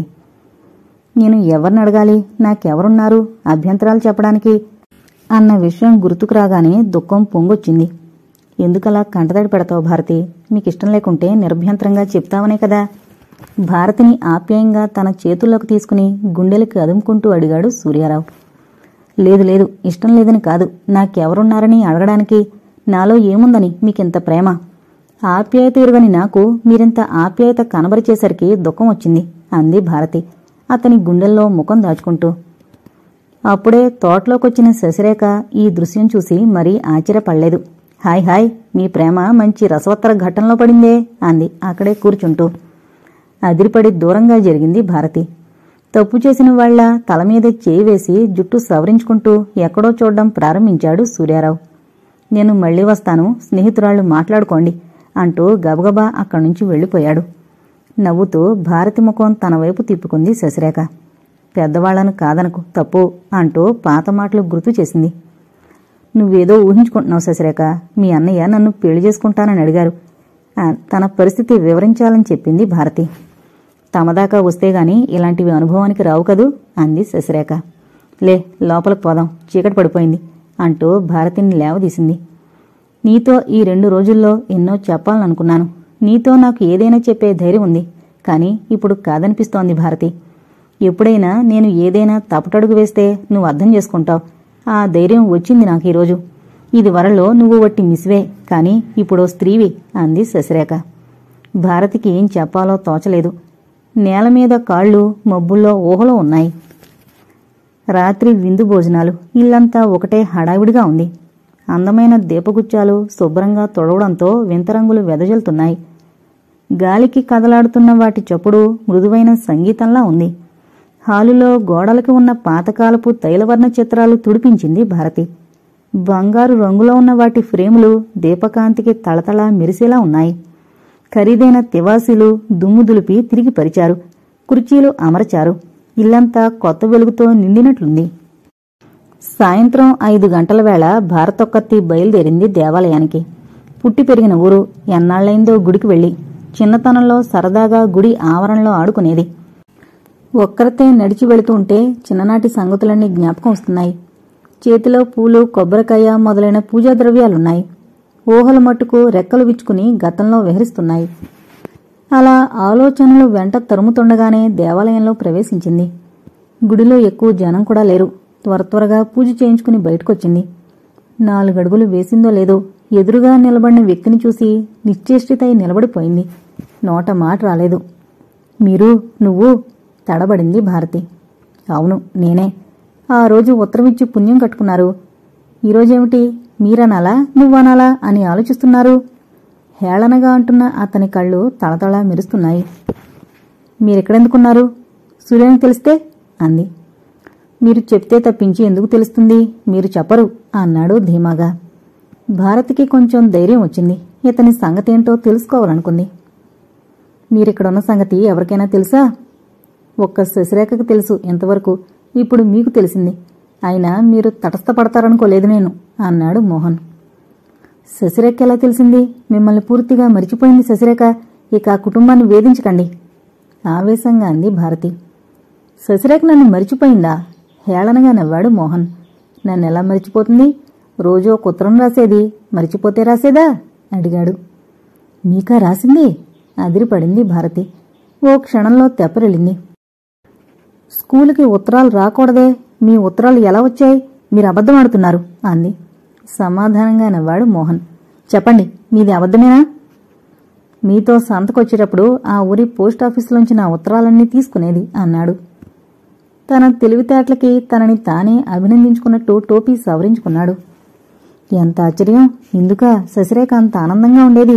ఈ సంగతి సూర్యానికి తక్షణం తెలియాలి అనుకుంది భారతి. మీరిక వెళ్ళండి. ఇక ఈ ఊళ్ళో ఉంటే మీకు మర్యాద దక్కదు అంటూ కోపంగా ముందుకు సాగింది. ఆమెను కొంత దూరం వెళ్ళనిచ్చి, ఇన్నాళ్లు ఓపిక పట్టారు, ఈ ఒక్క రాత్రి ఓపిక పట్టండి అంటూ కేకవేసి త్వరగా అడుగులు వేసుకుంటూ సాగిపోయాడు మోహన్. భారతి నడక వేగం హెచ్చింది. మోహన్, శశిరేఖ కలిసి తనని ఎంత మోసం చేశారు? ఈ సంగతి జ్ఞాపకం వస్తుంటే నడక మరీ వేగం కాసాగింది. గుండె దడదళ్లాడుతున్నా ధైర్యం చెప్పుకుంటూ ఇల్లు చేరింది భారతి. లోపలికి వెళుతూనే సూర్యారావు కోసం వెతికింది. అతను ఇంట్లో లేడు. విందువేళలోగా వచ్చేస్తానన్నాడమ్మా అన్నారు శశిరేఖ తల్లి. కూని రాగాలు తీస్తూ శశిరేఖ స్నానం చేస్తోంది. ఇక చేసేదేం లేక భారతి తను అతిథులొచ్చే వేళకు సిద్ధం కావాలని తయారు కావడం ప్రారంభించింది. ఏ పని చేస్తున్నా మోహన్ మాటలు జ్ఞాపకం వస్తున్నాయి. సూర్యం ఇంటికి ఎప్పుడొస్తాడా అని ఎదురుచూడసాగింది. ఈ గొడవలేం లేకుండా చక్కగా అలంకరించుకుని బంగారు బొమ్మలా తయారైంది శశిరేఖ. పాతకాలపు జహ్వరితో దివి నుండి దిగొచ్చిన దేవతలా ఉంది. భారతి మనస్సు పరిపరి విధాల పోతోంది. ఏ పని పూర్తిగా చేయలేకపోతోంది. బాగా చీకట్లు అలుముకున్నాయి. భవంతి ముందు హాల్లో దీపాలు దేదీప్యమానంగా వెలిగిపోతున్నాయి. ఊరి పెద్దలంతా ఒక్కొక్కరే వస్తున్నారు. వారితో పాటు లోపలకడుగు పెడుతున్న సూర్యాన్ని చూడగానే ప్రాణం లేచొచ్చింది భారతికి. కాని అతడు మాత్రం ఎంతసేపటికి లోపలికి రాలేదు. అందరితో నవ్వుతూ కబుర్లు చెప్తున్నాడు. పెద్దలతో పాటు ముందు హాల్లోనే కూర్చుండిపోయాడు. అతను ఎంత ఆలస్యం చేస్తే అంత ప్రమాదం అని బెంగపడుతోంది భారతి. భారతి ఆ దొలా ఉండడం గమనించింది శశిరేఖ. ఏం భారతి, ఎందుకంత హడావిడిగా అన్నయ్య కోసం చూస్తున్నావు? పిలవనా? చిన్న వేళకోళం చేస్తూ అడిగింది శశిరేఖ. ప్లీజ్ శశి, అన్నయ్యను ఒకసారి లోపలికి పిలుస్తావా? మాట్లాడాలి అంది ఆత్రంగా భారతి. ఏం కదా, నాతో చెప్పకూడదా అంది శశిరేఖ. ఎంత నటించగలది శశి? ఏమీ తెలియనట్టే ఎలా ఉండగలుగుతోంది? తనకి తెలిసిన సంగతి చెప్తే ఏం చేస్తుంది? చెప్పకూడదు. తొలిసారి చేసిన తప్పు చాలు అనుకుంది భారతి. ఏం లేదు, అన్నయ్యకే చెప్పాలి అంది మొండిగా భారతి. శశిరేఖ అన్నయ్యను పిలవడానికి వెళ్ళింది. హాల్లోకి తొంగి చూసింది. అందరి మధ్య చందమామలా కూర్చుని కబుర్లు చెప్తున్నాడు సూర్యారావు. అన్నయ్య అని శశిరేఖ కేక వేసింది. లేచి యువతలకొచ్చాడు సూర్యారావు. ఏం శశి అడిగాడు. ఇంట్లో కళకళ్లాడుతూ తిరుగుతున్న శశిరేఖని చూస్తే ఆనందంగా ఉంది సూర్యానికి. చెల్లెలి తల ప్రేమతో నిమురుతూ, ఎందుకు పిలిచావు? నీతో అర్జెంటుగా మాట్లాడాలని భారతి పిలుస్తోంది అంది. చిలిపిగా నవ్వుతూ అన్నగారి ముఖంలోకి చూసింది. నీ పుట్టినరోజు కదా, ఏం కావాలో కోరుకో, ఇచ్చేస్తాను అన్నాడు ప్రేమగా. అప్రయత్నంగా కళ్ల వెంట నీరొచ్చింది శశిరేఖకి. నేనెక్కడున్నా సుఖంగా ఉండాలని దీవించన్నయ్యా అంది. ఓయ్ పిచ్చి, ఈరోజేమైనా నీ పెళ్ళనుకుంటున్నావా అంటూనే లోపలికి వెళ్ళిపోయాడు సూర్యారావు. అతని రాక కోసం ఆతృతతో 1000 కళ్లతో చూస్తున్న భారతికి అతన్ని చూడగానే బోరున ఏడవాలనిపించింది. తన కోసం ఎదురుచూస్తున్న భారతిని ఆప్యాయంగా పొదివి పట్టుకున్నాడు సూర్యారావు. నువ్వీ ఊరొచ్చిన రోజునే నీకోసం ఆర్డర్ ఇచ్చాను, ఓ ఉంగరం. అది ఈ రోజున నీకు పెట్టాలని నా కోరిక, అందుకే వెళ్ళాను. ఏదో మాట్లాడాలన్నమాట నెమ్మదిగా అడిగాడు సూర్యం. మరేం లేదు, మన శశి లేదు అనబోయింది భారతి. ఇంకా మాట పూర్తి కాలేదు. జమీందారిని లోపలికొస్తూనే, అంతా నీ కోసం చూస్తుంటే నువ్విక్కడేం చేస్తున్నావు, రానాయనా అని సూర్యారావుని పిలిచారు. భారతికేసి ప్రేమ నిండిన కళ్ళతో చూస్తూ, నువ్వు శశి కూడా త్వరగా రండి అంటూ వెళ్ళిపోయాడు సూర్యారావు. చెప్పడానికి ఏం అవకాశం రాకపోవడంతో మరీ బెంగపడింది భారతి. శశిరేఖని ఓ క్షణం కూడా ఒంటరిగా విడిచిపెట్టకూడదని నిర్ణయించుకుంది. ఈ నిశ్చయానికొచ్చాక కొంచెం మనసు స్థిమితపడింది భారతికి. హాలంతా స్త్రీ పురుషులతో నిండుంది. అందరూ కోలాహలంగా కబుర్లు చెప్పుకుంటున్నారు. విందు భోజనాలయ్యాయి. కొడుకు పెళ్లి నిత్యమైన శుభవార్త అందరికీ తెలియజేశారు జమీందారిని. ఆమెకు భారతిని చూస్తే ఎంతో గర్వంగా ఉంది. కాని భారతి మనసు అక్కడలేదు. శశిని ఎలా కాపాడ్డాం? అసలు శశిరేఖ ఏం ప్లాన్ వేస్తోంది? లేక ఉట్టినే భయపెట్టడానికి అలా అన్నాడా మోహన్ అన్న ప్రశ్నలు శాంతి లేకుండా చేస్తున్నాయి భారతిని. భారతి ఎందుకలా ముభావంగా ఉందో ఊహించలేకపోయాడు సూర్యం. అందుకే ఏకాంతంగా మాట్లాడే అవకాశం కోసం చూస్తున్నాడు. ఆడవాళ్ల మధ్య కూర్చుని క్లుప్తంగా సమాధానాలు చెప్తోంది భారతి. ఎప్పుడు లేచిందో ఎవరో చూడలేదు, కాని శశిరేఖ అక్కడ లేదు. ఎంతసేపై లేదో కూడా గ్రహించలేకపోయింది.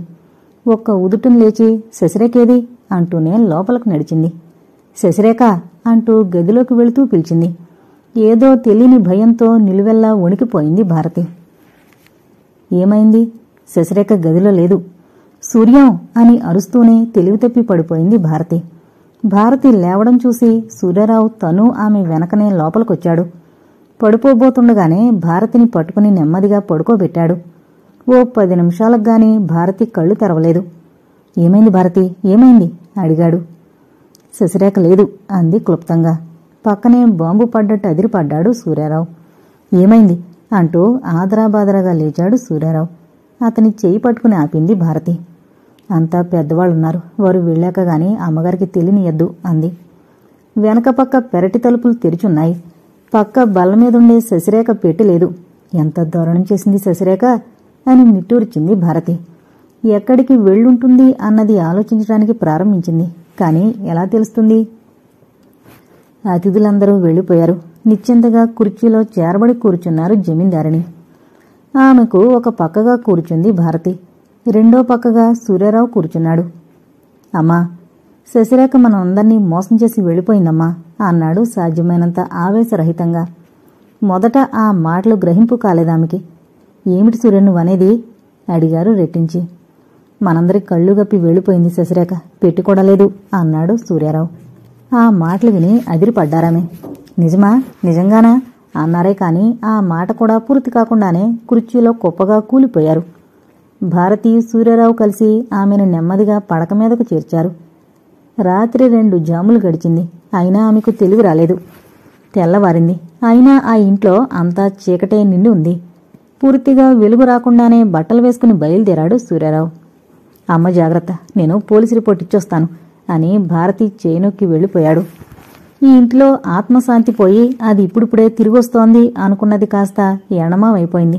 దీనికి అంతటికీ నేనే బాజురాల్ని అంటూ లోలోన కుమిలిపోసాగింది భారతి. తెల్లవారుతుండగా వెళ్లిన సూర్యారావు మిట్ట మధ్యాహ్నం దాకా తిరిగి రాలేదు. వచ్చాక కూడా తిన్నగా తన గదిలోకి వెళ్ళిపోయాడు. నెమ్మదిగా తలుపు తోసుకుని అతని గదిలోకి వెళ్ళింది భారతి. కళ్ళకి చెయ్యడ్డం పెట్టుకుని టేబుల్ మీద కాళ్లు పడేసి కూర్చున్నాడు సూర్యారావు. అతని తీరులోనే కనిపిస్తోంది అతనిలో ఆవహించిన నిస్పృహ. నేను అన్నింటా ఓడిపోయిందాన్ని. మీరంతా కలిసి నాపై పెట్టిన నమ్మకాన్ని ఒమ్ము చేసుకున్నాను, క్షమించండి అంది భారతి అతని చెంత నిలబడుతూ. తలెత్తి భారతి ముఖంలోకి చూశాడు సూర్యారావు. దైన్యం గూడు కట్టుకున్నట్టుంది భారతి ముఖం. లేదు భారతి, మన బంగారం మంచిదైతే కదా ఎదుటివారినని ప్రయోజనం శూన్యం. మమ్మల్ని నిన్ను ఒక్కలాగే నమ్మించింది శశిరేఖ. వెలుగు వెన్నెల బాటలు పరుస్తాం నీ కోసం రా అంటే చీకటిదారే బాగుంది అనే మూర్ఖులను ఎవరు మార్చగలరు? నువ్వేం బాధపడకు అన్నాడు సూర్యారావు. భారతి చేయి తన చేతిలోకి తీసుకుంటూ అమ్మెలా ఉంది అన్నాడు. మీరు వెళ్ళాక డాక్టర్ వచ్చాడు. ఏంటో అంతా నిరుత్సాహంగానే ఉంది. పోనీ నేను వెళ్ళిపోతే అంది భారతి. తన రాక ఇంటి దీపం ఆరిపినట్టు అనిపించింది భారతికి. భారతి పడుతున్న కోత సూర్యారావుకు అర్థం కాకపోలేదు. భారతిని తన ఒడిలోకి లాక్కుంటూ, చూడు భారతి, ఆ మాట ఎప్పుడూ అనకు. నా హృదయంలోని వెలుగు ఇప్పుడు కనపడదు నీకు. శశిరేఖని ఎక్కడున్నా సరే ఇంటికి తెచ్చి తీరతాను. నువ్వు వెళ్ళిపోతే అమ్మని ఎవరు చూస్తారు? మనకింతకుముందే పెళ్ళైపోయి ఉంటే ఈ మాట నుండేదానివా? భారతి ముఖం తన వైపు తిప్పుకున్నాడు. ఏమీ సమాధానం చెప్పలేక కళ్ళు దించుకుంది భారతి. రోజూ సూర్యారావు బయటికి వెళ్ళొస్తున్నాడు. కాని కొత్త విషయాలేమీ తెలియడం లేదు. ఒకరోజు అతను బయటికి వెళ్ళాడు. శశిరేఖ వెళ్లిపోయినాట్నుంచి మంచం పట్టిన జమీందారుణ్ణి భారతే చూసుకుంటోంది. 10 గంటల వేళ ముందు హాల్లో కూర్చుని ఏదో పుస్తకం చూస్తోంది భారతి. అమ్మాయిగారు, ఈ కాగితం ఎవరో ఇచ్చారు అంటూ ఓ కాగితం పట్టుకుని తోటమాలొచ్చాడు. కాగితం అందుకుంది భారతి. ఆ చేతి రాత చూసి అదిరిపడింది. అది బాగా గుర్తు. మోహన్ హెచ్చరికలాంటి లేఖ రాసి పంపాడు. గురవయ్య, ఇదెవరిచ్చారు? ఎవరో చిన్న కుర్రాడిచ్చిపోయాడమ్మాయిగారు అంటూ దాని ప్రాముఖ్యం తెలియని గురవయ్య తన పని మీద వెళ్ళిపోయాడు. పిరికి గుండెలతోనే కాగితం మడత విప్పింది భారతి. చాలా కటువైన ఉత్తరం అది. శశిరేఖని ఎరగా పెట్టి బెదిరిస్తున్నాడు మోహన్. నాకు శశిరేఖని పెళ్లి చేసుకోవడం కాదు ముఖ్యం, ఆ కుటుంబానికి బుద్ధి చెప్పడం. ఆ సంగతి గ్రహించగలవాడు ఒక్క సూర్యారావే. అతగాడెందుకు శశిరేఖని నిర్బంధంలో ఉంచాలని చూశాడో ఇప్పుడు అర్థమవుతోందా మీకు? ఈరోజు మీరొకసారి రండి. నాతో పేచీ మంచిది కాదని సూర్యానికి చెప్పండి. ఇన్నాళ్లు అతగాడు లెక్క లేకుండా నన్ను అడ్డుకున్నాడు. ఇప్పుడు నాపై ఏ చర్య తీసుకున్నా శశిరేఖ గతి జ్ఞాపకం చేసుకోమనండి. దేవాలయం దగ్గర మీకోసం చూస్తాను అనుంది. ఎంత ధైర్యం అని వెంతపడింది భారతి. బయటికి వెళ్లిన సూర్యారావు ఎంతకీ తిరిగి రాలేదు. ఇక లాభం లేదని వంటావిణ్ణి జమీందారుని దగ్గర కూర్చోమని తనే బయలుదేరింది భారతి. మోహన్తో మాట్లాడి శశిరేఖని ఇంటికి తీసుకురావాలని ఆమె పిచ్చి కోరిక. నిర్భయంగానే దేవాలయం దగ్గరికి వెళ్ళింది. తొలుత ఉత్తరం ఇవ్వడానికి ఎలా కాచి నిలబడ్డాడో అలాగే నిలబడున్నాడు మోహన్. ఇంత అందమైనవాడు, చతురతతో మాట్లాడగలిగినవాడు, కాని హృదయం ఎంత కలుషితం అనుకుంది భారతి. అతగాడిని చూసేసరికి ఒళ్ళు తెలియని కోపం వచ్చింది. చేసిన నిర్వాకం చాలక ఇదేమిటి అడిగింది సూటిగా. మీకు కొంచెం ఇంగితం ఎక్కువనుకున్నాను, మీరు వాళ్ళలాగే తయారవుతున్నారే నవ్వుతూ అన్నాడు. ఆ ఉత్తరం పోలీసులకిచ్చి నా వెంట తీసుకొచ్చుంటే ఏం చేసేవాడివి? మీరలా చేయరని తెలిసే రాశాను. ఇక వ్యవహారం మాట్లాడుకుందాం, వ్యవధి లేదు. నేనా ఇంటి ఆడబిడ్డ కడుపును పుట్టిన దోషాన ఇలా గతి లేకుండా తయారయ్యానని మీకు తెలియకపోవచ్చు. కానీ నాకు తెలుసు, బాగా తెలుసు. 50,000 ఇచ్చి శశిరేఖని తీసుకుపోమ్మనండి. నా కక్ష తీరుతుంది. నా తల్లి చెడిపోయిందని ఇంట్లోంచి గెంటించారే, ఇప్పుడు ఈ శశిరేఖని ఏం చేసుకుంటారో నేను చూస్తాను అన్నాడు. అతగాడి గుండెలు తీసిన మాటలకి అదిరిపడింది భారతి. ఏం శశిరేఖని చూస్తేనే గాని ఏ సంగతి చెప్పను అంది ఖచ్చితంగా భారతి. వ్యంగ్యం ఉట్టిపడేలా నవ్వాడు మోహన్. మీలాగా భవంతుల్లో నివాసం అంత మంచిది కాదని తగిన చోటే మకాం పెట్టాను. మొదట్లో పాపం శశిరేఖ బాధపడింది. ఈసరికి అలవాటు పడిందనుకోండి, మీకు చూపెడతాను. అయితే మీరు మాట్లాడడానికి వీల్లేదు అన్నాడు. ఏం, ఎందుచేత అడిగింది భారతి. ఏమో, మీ ఇద్దరూ లాలోచి పడితే నా షరతులేం కాను. నా షరతులు ఒప్పుకునేదాకా ఎవరూ శశిరేఖని పలకరించడానికి వీల్లేదు అన్నాడు.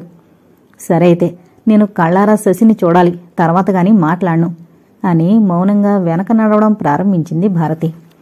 అలా అతని వెంట ఎంత దూరం నడిచిందో. పూరి గుడిసెలు, రోడ్డు వార కుళ్ళు నీళ్లలో పొరిలే పొందులు, మురుగు కాలం మీద చిన్న కర్రవంతెన్లు దాటి నడుస్తున్నాడు మోహన్. ఒకచోట ఆగాడు. దూరంగా గుంపులుగా ఉన్నాయి పాకలు. వాటిలో ఒక దానివైపు చూపుతూ, అదిగో అందాక ఆ పాకలోనే మకాం అన్నాడు. మీరిక వెళ్ళండి అంటూ తిరిగి చూడకుండా వెళ్ళిపోయాడు. ఎంత దారుణం! మనుషుల మీద కక్ష ఇలాగా సాధిస్తారు? కోపం, పగ, వీటికి ప్రేమ, అనురాగం ముసుగులు. ఎంత విచిత్రం! మానుపరడి నిలబడిపోయింది భారతి. వచ్చిన దారి వెంట ఇంటిముఖం పట్టింది భారతి. ఆమె మనసులో లేదు. ఈ దారుణం వింటే అమ్మగారు ఏమైపోతారు, సూర్యం ఎంత బాధపడతాడు, దాని పర్యవసానం ఎలా ఉంటుందో అనుకుంటూ తల వంచుకుని గబగబా నడుస్తోంది భారతి. పక్కగా వచ్చి ఆగిన కారుని చూడనలేదు. చప్పుడు కూడా వినపడలేదు భారతికి. రా భారతి, ఇంటికి పోదాం అంటూ కారు తలుపు తెరిచాడు సూర్యారావు. నిద్రలో నడుస్తున్న మనిషిలా వచ్చి కారెక్కింది. ఎక్కడికి వెళ్ళావు? అమ్మా నువ్వు రాలేదని ఇప్పటికెన్నోసార్లు అడిగింది. నేనే చూద్దామని బయలుదేరాను అన్నాడు కారు స్టార్ట్ చేస్తూ.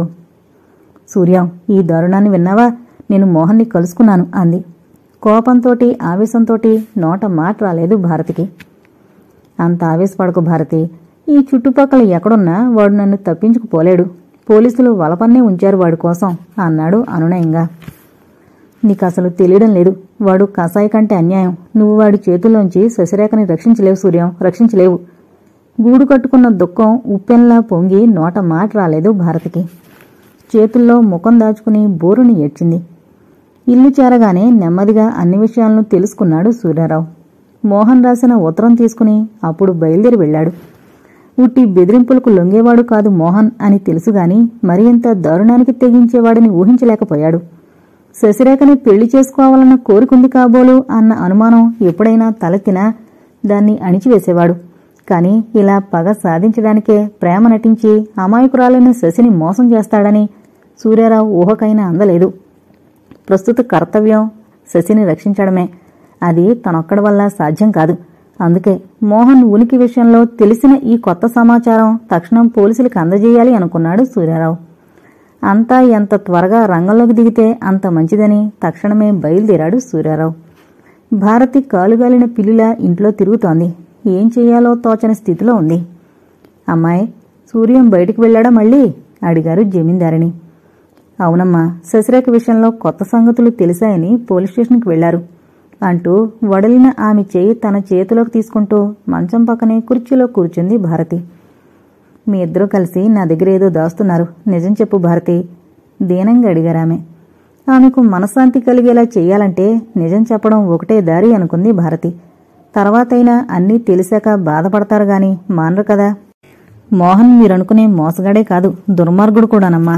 ఈరోజు ఉత్తరం రాసి పంపాడు అని తను వెళ్లడం, తిరిగి సూర్యారావు తీసుకురావడం మొదలైనవన్నీ వివరంగా చెప్పింది.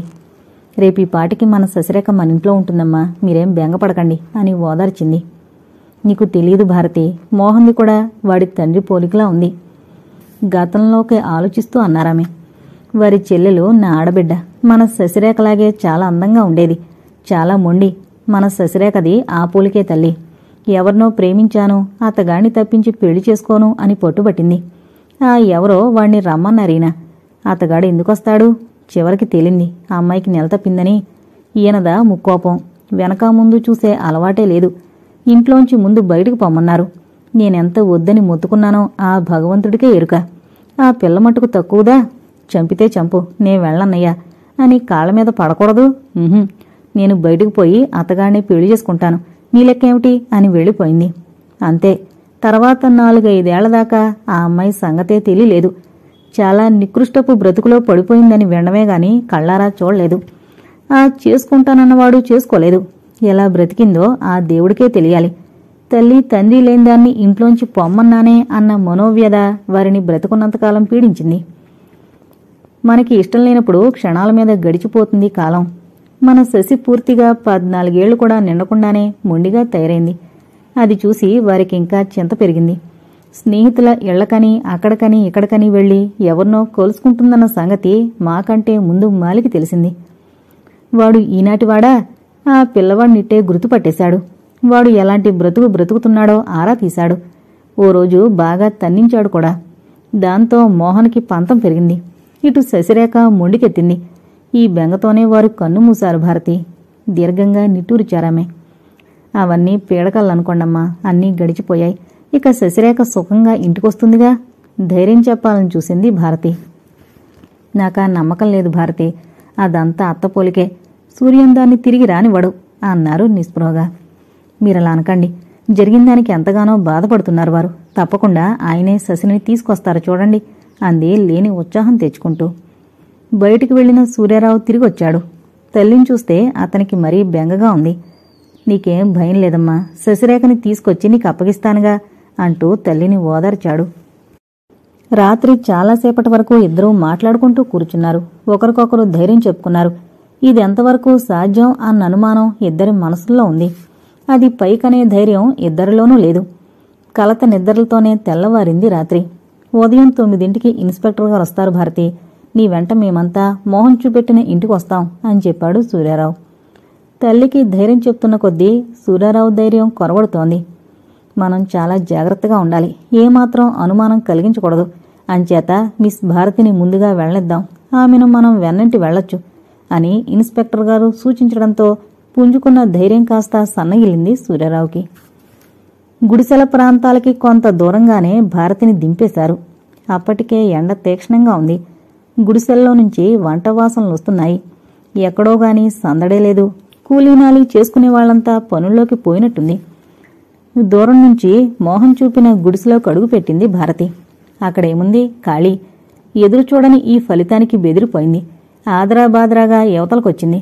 ఈ అలికిడి విని పక్క గుడిసెలోంచి చింకి చీర, చంద్రవందరగా ఉన్న జుట్టుతో ఒక ఆమె బయటకొచ్చింది. అమ్మాయిగారు అంటూ భారతిని కేక వేసింది. భారతి వెనక్కి తిరిగి చూసింది. ఇటు రమ్మన్నట్టు సంజ్ఞ చేసిందామె. అదే క్షణంలో భారతికి తోచింది, చుట్టుపక్కల వాకప్ చేస్తే ఏమైనా సంగతులు తెలుస్తాయేమోనని. ఆతృతతో పిలుస్తున్నామె దగ్గరికి వెళ్ళింది. నిన్న రాత్రికి రాత్రే గుడిసె ఖాళీ చేసేసి పోయాడు. ఆ పిల్లదొకటే గోల, కాని ఈడ్చుకు వెళ్ళిపోయాడు. ఈ 2 ముక్కలో గీకింది కాబోలు, ఎవరైనా వస్తే ఎవమంది అంటూ బొడ్డులో దోపిన ఒక కాగితం బయటకు తీసింది. లాక్కున్నంత త్వరగా ఆ కాగితం అందుకుంది భారతి. ఎంతో నిస్పృహతో నిండున్నాయి రాసిన 4 పంక్తులు. రాత తప్పించలేరు అన్నది నేను నిరూపించాను మిస్. నన్ను మరిచిపోండి. అనవసరంగా మీరంతా బాధల పాలు కావద్దు, అవమానాల పాలు కావద్దు. మోహంతో ఏ విధమైన ఒప్పందానికి దిక్కండి. అది 2 విధాలా నష్టం తప్పించి వేరు ఫలితం లేదు. సెలవు. మళ్ళీ కలుస్తాననుకోను. సంతకం కూడా లేదు. అది చదువుతూ ఉంటే భారతి కళ్ళని నీటి పొర కప్పేసింది. ఇక్కడి నుంచి ఎటు వెళ్ళుంటారో కొంచెమైనా చెప్పగలవా అడిగింది భారతి. ఎక్కడా కొంప చూసినట్లేదు, అయినా అటేపు పోయారు, వాగబ్జే అంటూ పని అయిపోయినట్లు లోపలకు పోయిందా మనిషి. వెనక్కి వెళ్లి సూర్యానికి చెప్పాలా, ఆమె చూపిన దారి వెంట ముందుకు సాగాలా నిర్ణయించుకోలేక తికమక పడింది భారతి. పోలీసులు బందోబస్తు కళ్ళబడితే ఏం అఘాయిత్యం చేస్తాడో ఈ మోహన్ అన్న అనుమానం రావడంతో ముందుకే సాగిపోయింది భారతి. మురుగు కాలువలు, పూరి గుడిసెలు దాటుకుంటూ ఎంతో దూరం వెళ్ళింది. ఏ సంఘసేవికో అనుకున్నారు కాబోలు, ఎవరూ అంతగా భారతిని పట్టించుకోలేదు. అక్కడక్కడ వాకప్ చేస్తూ ముందుకు నడుస్తోంది భారతి. ఇక్కడికెవరైనా కొత్తగా వచ్చారా ఎందరెందరినో అడిగింది. ఎవరికి వారే, చెప్తే ఏం గొడవ అన్నట్టు తెలీదు అనేస్తున్నారు. తమకి అనవసరపు శ్రమ అని ఎదుటి వ్యక్తి కష్టసుఖాల్ని చిన్న మెత్తి కూడా పట్టించుకోరు సామాన్యులు. తనను తప్పించి ఊరంతా పిడుగు అన్నట్టు ఉంటుంది వీరి ధోరణి. చివరికి ఓ 10 ఏళ్ల పిల్లని దారిలో ఆపింది భారతి. రేకు డబ్బాతో నీళ్లు పట్టుకొస్తోందా పిల్ల. అందరినీ అడిగినట్టే అడిగింది భారతి. బెదురుగా అటు ఇటు చూసిందా పిల్ల.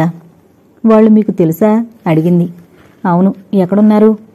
ఇంకో 4 గుడిసెలు దాటి ఎడంకి తిరగండి. ఆ పక్క గుడిసెలోకి ఎవరో వచ్చారు. డబ్బా సరిగ్గా సర్దుకుని వెళ్ళిపోయిందా పిల్ల. దడదళ్లాడుతున్న గుండెలతో ముందుకు సాగింది భారతి. ఎవడో తనని చూసుకుంటూ దాటిపోయాడు. సందేహం లేదు, అతను మోహనే. ఆశ చిగురించింది భారతిలో. మలుపు తిరిగే చోట నిలబడ్డాడు మోహన్. అతని తీరు పిచ్చివాడి తీరులా తోచింది భారతికి. భారతిని సమీపానికి రానిచ్చి, ఆగండి, ఒక్కడుగు ముందుకు వేసిన జాగ్రత్త, మీరంతా మర్యాదస్తులు కదూ, గౌరవంగా బ్రతికేవాళ్లు అని కంట్రోల్ లేకుండా నవ్వడం ప్రారంభించాడు మోహన్. ప్లీజ్, నన్ను శశిరేఖని చూడనివ్వండి. మీ ఇద్దరికీ ఏం ప్రమాదం రాకుండా చూసే పూచీ నాది.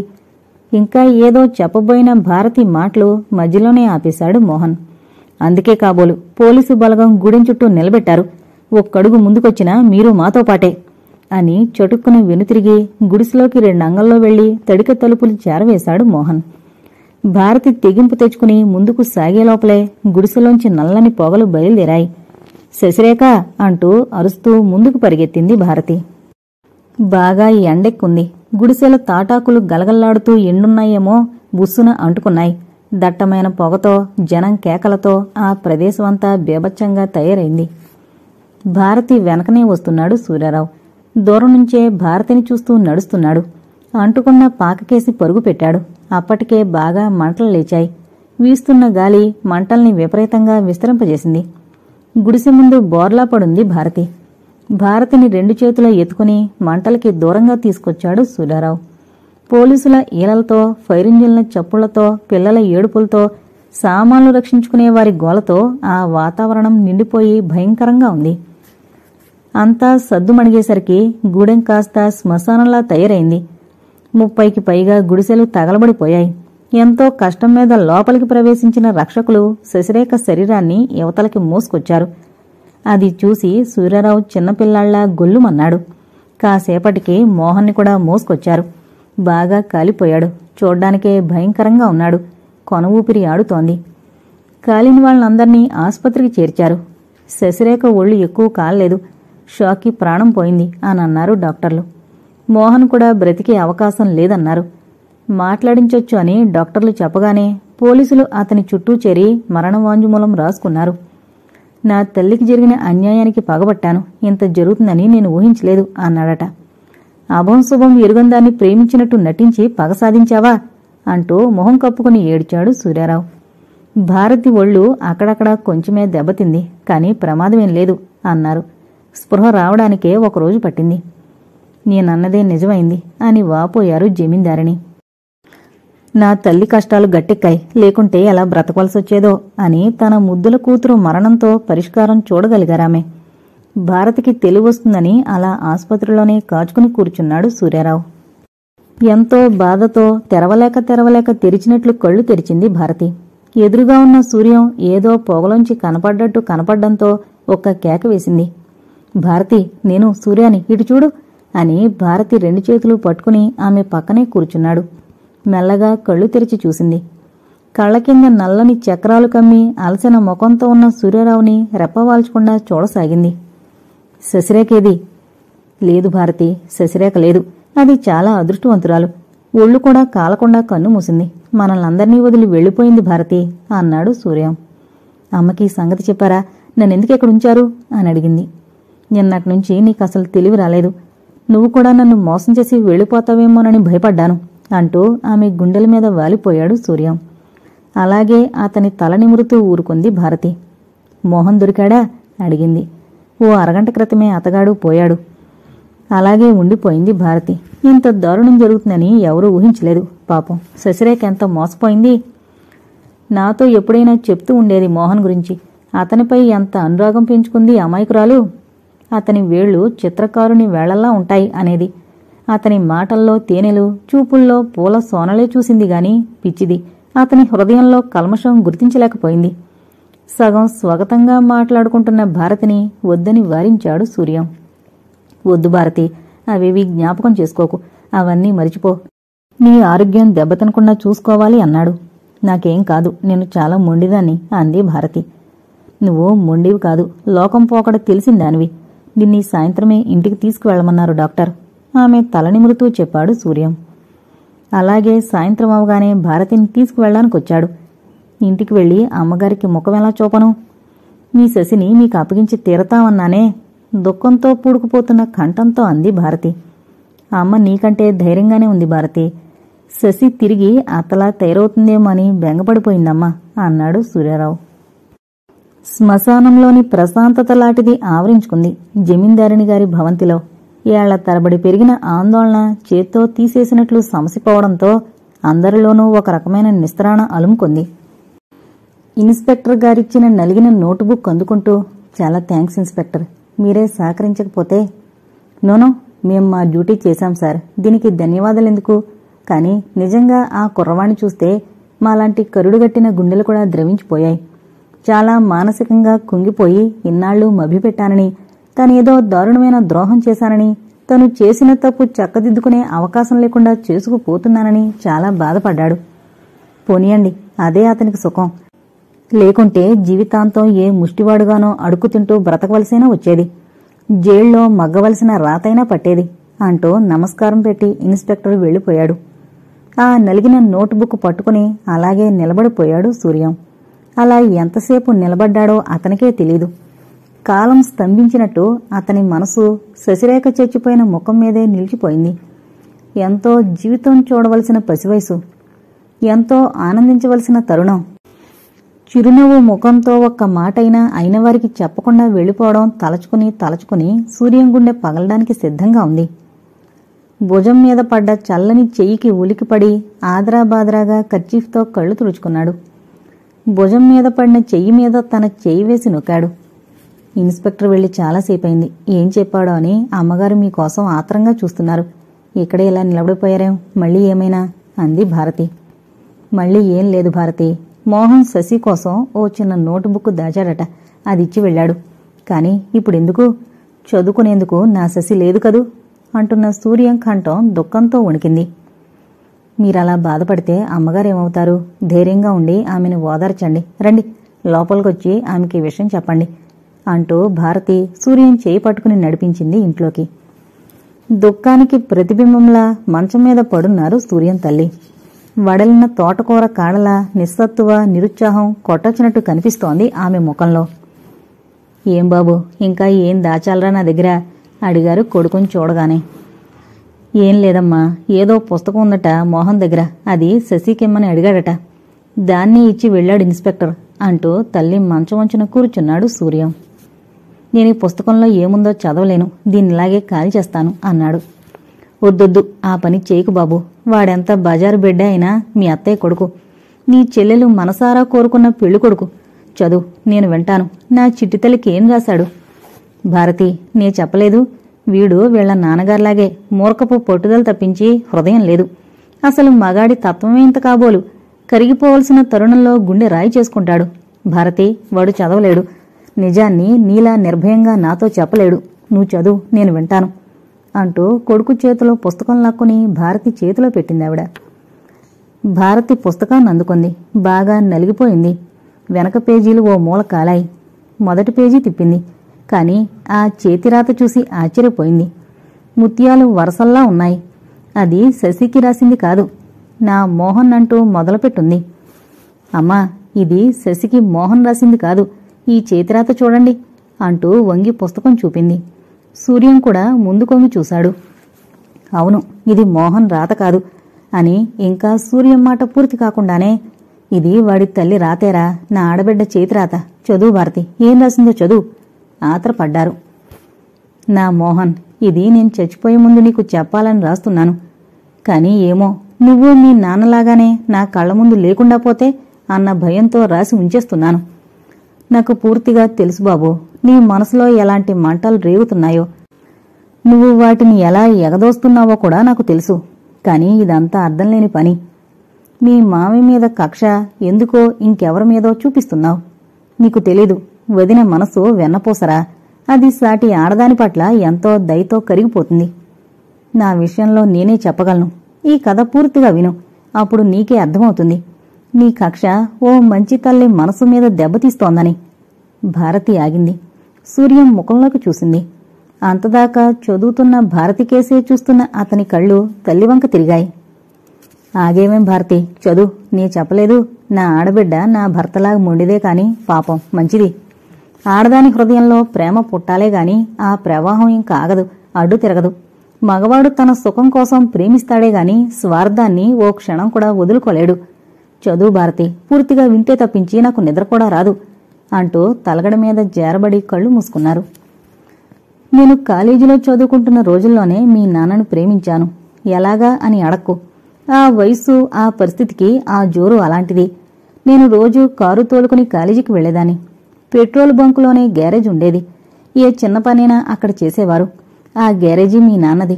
ఆయన గారికి చదువు సంధ్యలు లేవని తెలుసు. ఎప్పుడూ కాకీ బట్టలతో, గ్రీజుతో రేగిన జుట్టుతో నా మనసులో ఓ చెరగని ముద్ర వేశారు. ఏదో వంకన కారు రిపేర్ కని అక్కడ గంటలు గడిపేదాన్ని. భయంగా ఉంది, కాస్త కాలేజీ దాకా తోలి చూడండి అని మభ్యపెట్టేదాన్ని. లేకపోతే ఇంటిదాకా తీసుకొచ్చి దింపమనేదాన్ని. ఇలా నేనే వారి వెంటపడి ప్రాకులాడాను. వారికి తెలుసు, నా వంక కన్నెత్తి చూసినా మా అన్నయ్య చంపేస్తాడని. కాని నా మనసు కోరింది వేరు. నా అంతస్తుకి, ఐశ్వర్యానికి, ప్రేమకి సంబంధమేమిటి అనుకున్నాను. అదే వారితో అంటే నవ్వేసి ఊరుకునేవారు. ఇలా పెరిగిన మా ప్రేమ అన్నయ్య చెవిని కూడా పడింది. తక్షణం కాలేజీ మానిపించాడు. నా అహం దెబ్బతిండమే కాదు, నాలో పంతం పెరిగింది. అవకాశం చిక్కితే చాలు పెట్రోల్ బంకుకు వెళ్లి వారితో మాట్లాడి బ్రతిమాలి బామాలేదాన్ని. మీ గొప్పవాళ్ళందరికీ పేదవాణ్ణి ప్రేమించడం ఓ ఫ్యాషన్ కాబోలు అంటూనే నన్ను స్వీకరించారు. అప్పుడు నా ఆనందం నేను మాటల్లో చెప్పలేను. మా అన్నయ్యను ఓడించగలిగానన్న గర్వం, నాకు కావలసిన వాణ్ణి, నా మనసు శరీరం కోరుకున్నవాణ్ణి ప్రేమించి పొందగలను అన్న గర్వం కన్ను మిన్ను కానకుండా చేశాయి. అన్నయ్య కన్నుగప్పి ఎంతో చేశాను. ఇలా ఓ రోజు వారితో గడిపి ఆనందం అలల మీద తేలిపోతూ గేటు తెరుచుకునొస్తున్నా. తోటమాలి, అమ్మాయిగారు అంటూ రహస్యంగా పిలిచాడు. బాబుగారు చాలా కోపంగా ఉన్నారమ్మా. అమ్మగారి మీద కూడా విరుచుకుపడ్డారు. అమ్మగారు ఏడుస్తూ గదిలోకి పోయి తొలిపేసుకున్నారు. జాగ్రత్త అంటూ హెచ్చరించాడు. మాలికి నేను పుట్టినప్పటినుంచి తెలుసు. వాడి భుజాలకి తోటంతా తిరిగేదన్నట. నాలో మొండి ధైర్యం వచ్చేసింది. ఏం చేస్తాడేం మహా అన్న నిర్లక్ష్యం తలెత్తింది. పర్వాలేదులే, నేనిప్పుడేం చేశానని అంటూ హుషారుగా మెట్లెక్కడం ప్రారంభించాను. పై మెట్టు ఎక్కానో లేదో చెంప చెళ్ళుమంది. అప్పటిదాకా తల కూడా ఎత్తి చూడంత నిర్లక్ష్యంగా ఉన్న నా తల ఒక్కసారి తిరిగిపోయింది. చెంప చేత్తో రాసుకుంటూ నిలబడ్డాను. నాకా క్షణంలో ఏడుపు రాలేదు. అన్నయ్య ధర్మకోపం చూసి నవ్వొచ్చింది. నా పెదవుల మీద చిరునవ్వు అన్నయ్యనింకా రెచ్చగొట్టింది. ఒక్క విసురున చెయ్యందుకుని బరబరా లోపలికి లాక్కెళ్ళాడు. అన్నయ్యకి భయం. పనివాళ్లు మా మాటలు వింటారేమో, చూస్తారేమో, రేపు వెనకాతల ఏం గుసగుసలాడతారోనని తన గదిలోకి, అందులో ఓ కుర్చీలోకి కోలదోశాడు.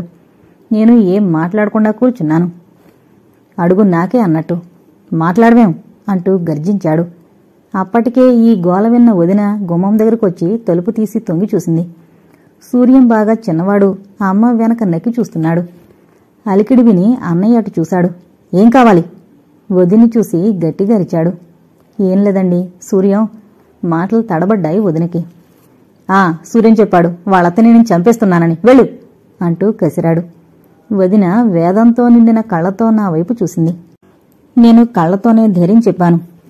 మోహన్, వదినకి నేనంటే ఎంతో ఇష్టం, ఎంతో ప్రేమగా ఉండేది. ఎన్నోసార్లు చెప్పేది, ఎందుకలా మీ అన్నగారికి ఎదురు తిరిగి బాధలు కొని తెచ్చుకుంటావని. కాని ఏమో, నేనెందుకలా చేసేదాన్నో నాకే తెలీదు. అన్నయ్య నన్ను నిర్బంధించిన కొద్దీ అతని అధికారాన్ని, అథారిటీని కాలదన్నాలనే పంతం మరీ హెచ్చేది. నన్ను కాలేజీ మానిపించావు, కారు ముట్టుకునేందుకు వీల్లేదన్నావు.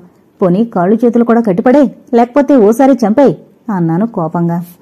అవును, ఇంకొకసారి ఇలా తిరిగొస్తే అంతే చేస్తాను. నాన్న వీలులో ఏముందో నీకు తెలీదేమో. నేను చెప్పిన పెళ్లి చేసుకుంటేనే నీకు ఆస్తిలో కాస్తైనా వస్తుంది అన్నాడు భయపడతానని. నీ ఆస్తికో దండం, నీకో దండం. మా అమ్మ నగలు, నగదు చాలు నాకు. నేను నా ఇష్టం వచ్చిన వాడిని చేసుకుంటాను. నేనేం మనిషినా, బొమ్మనా?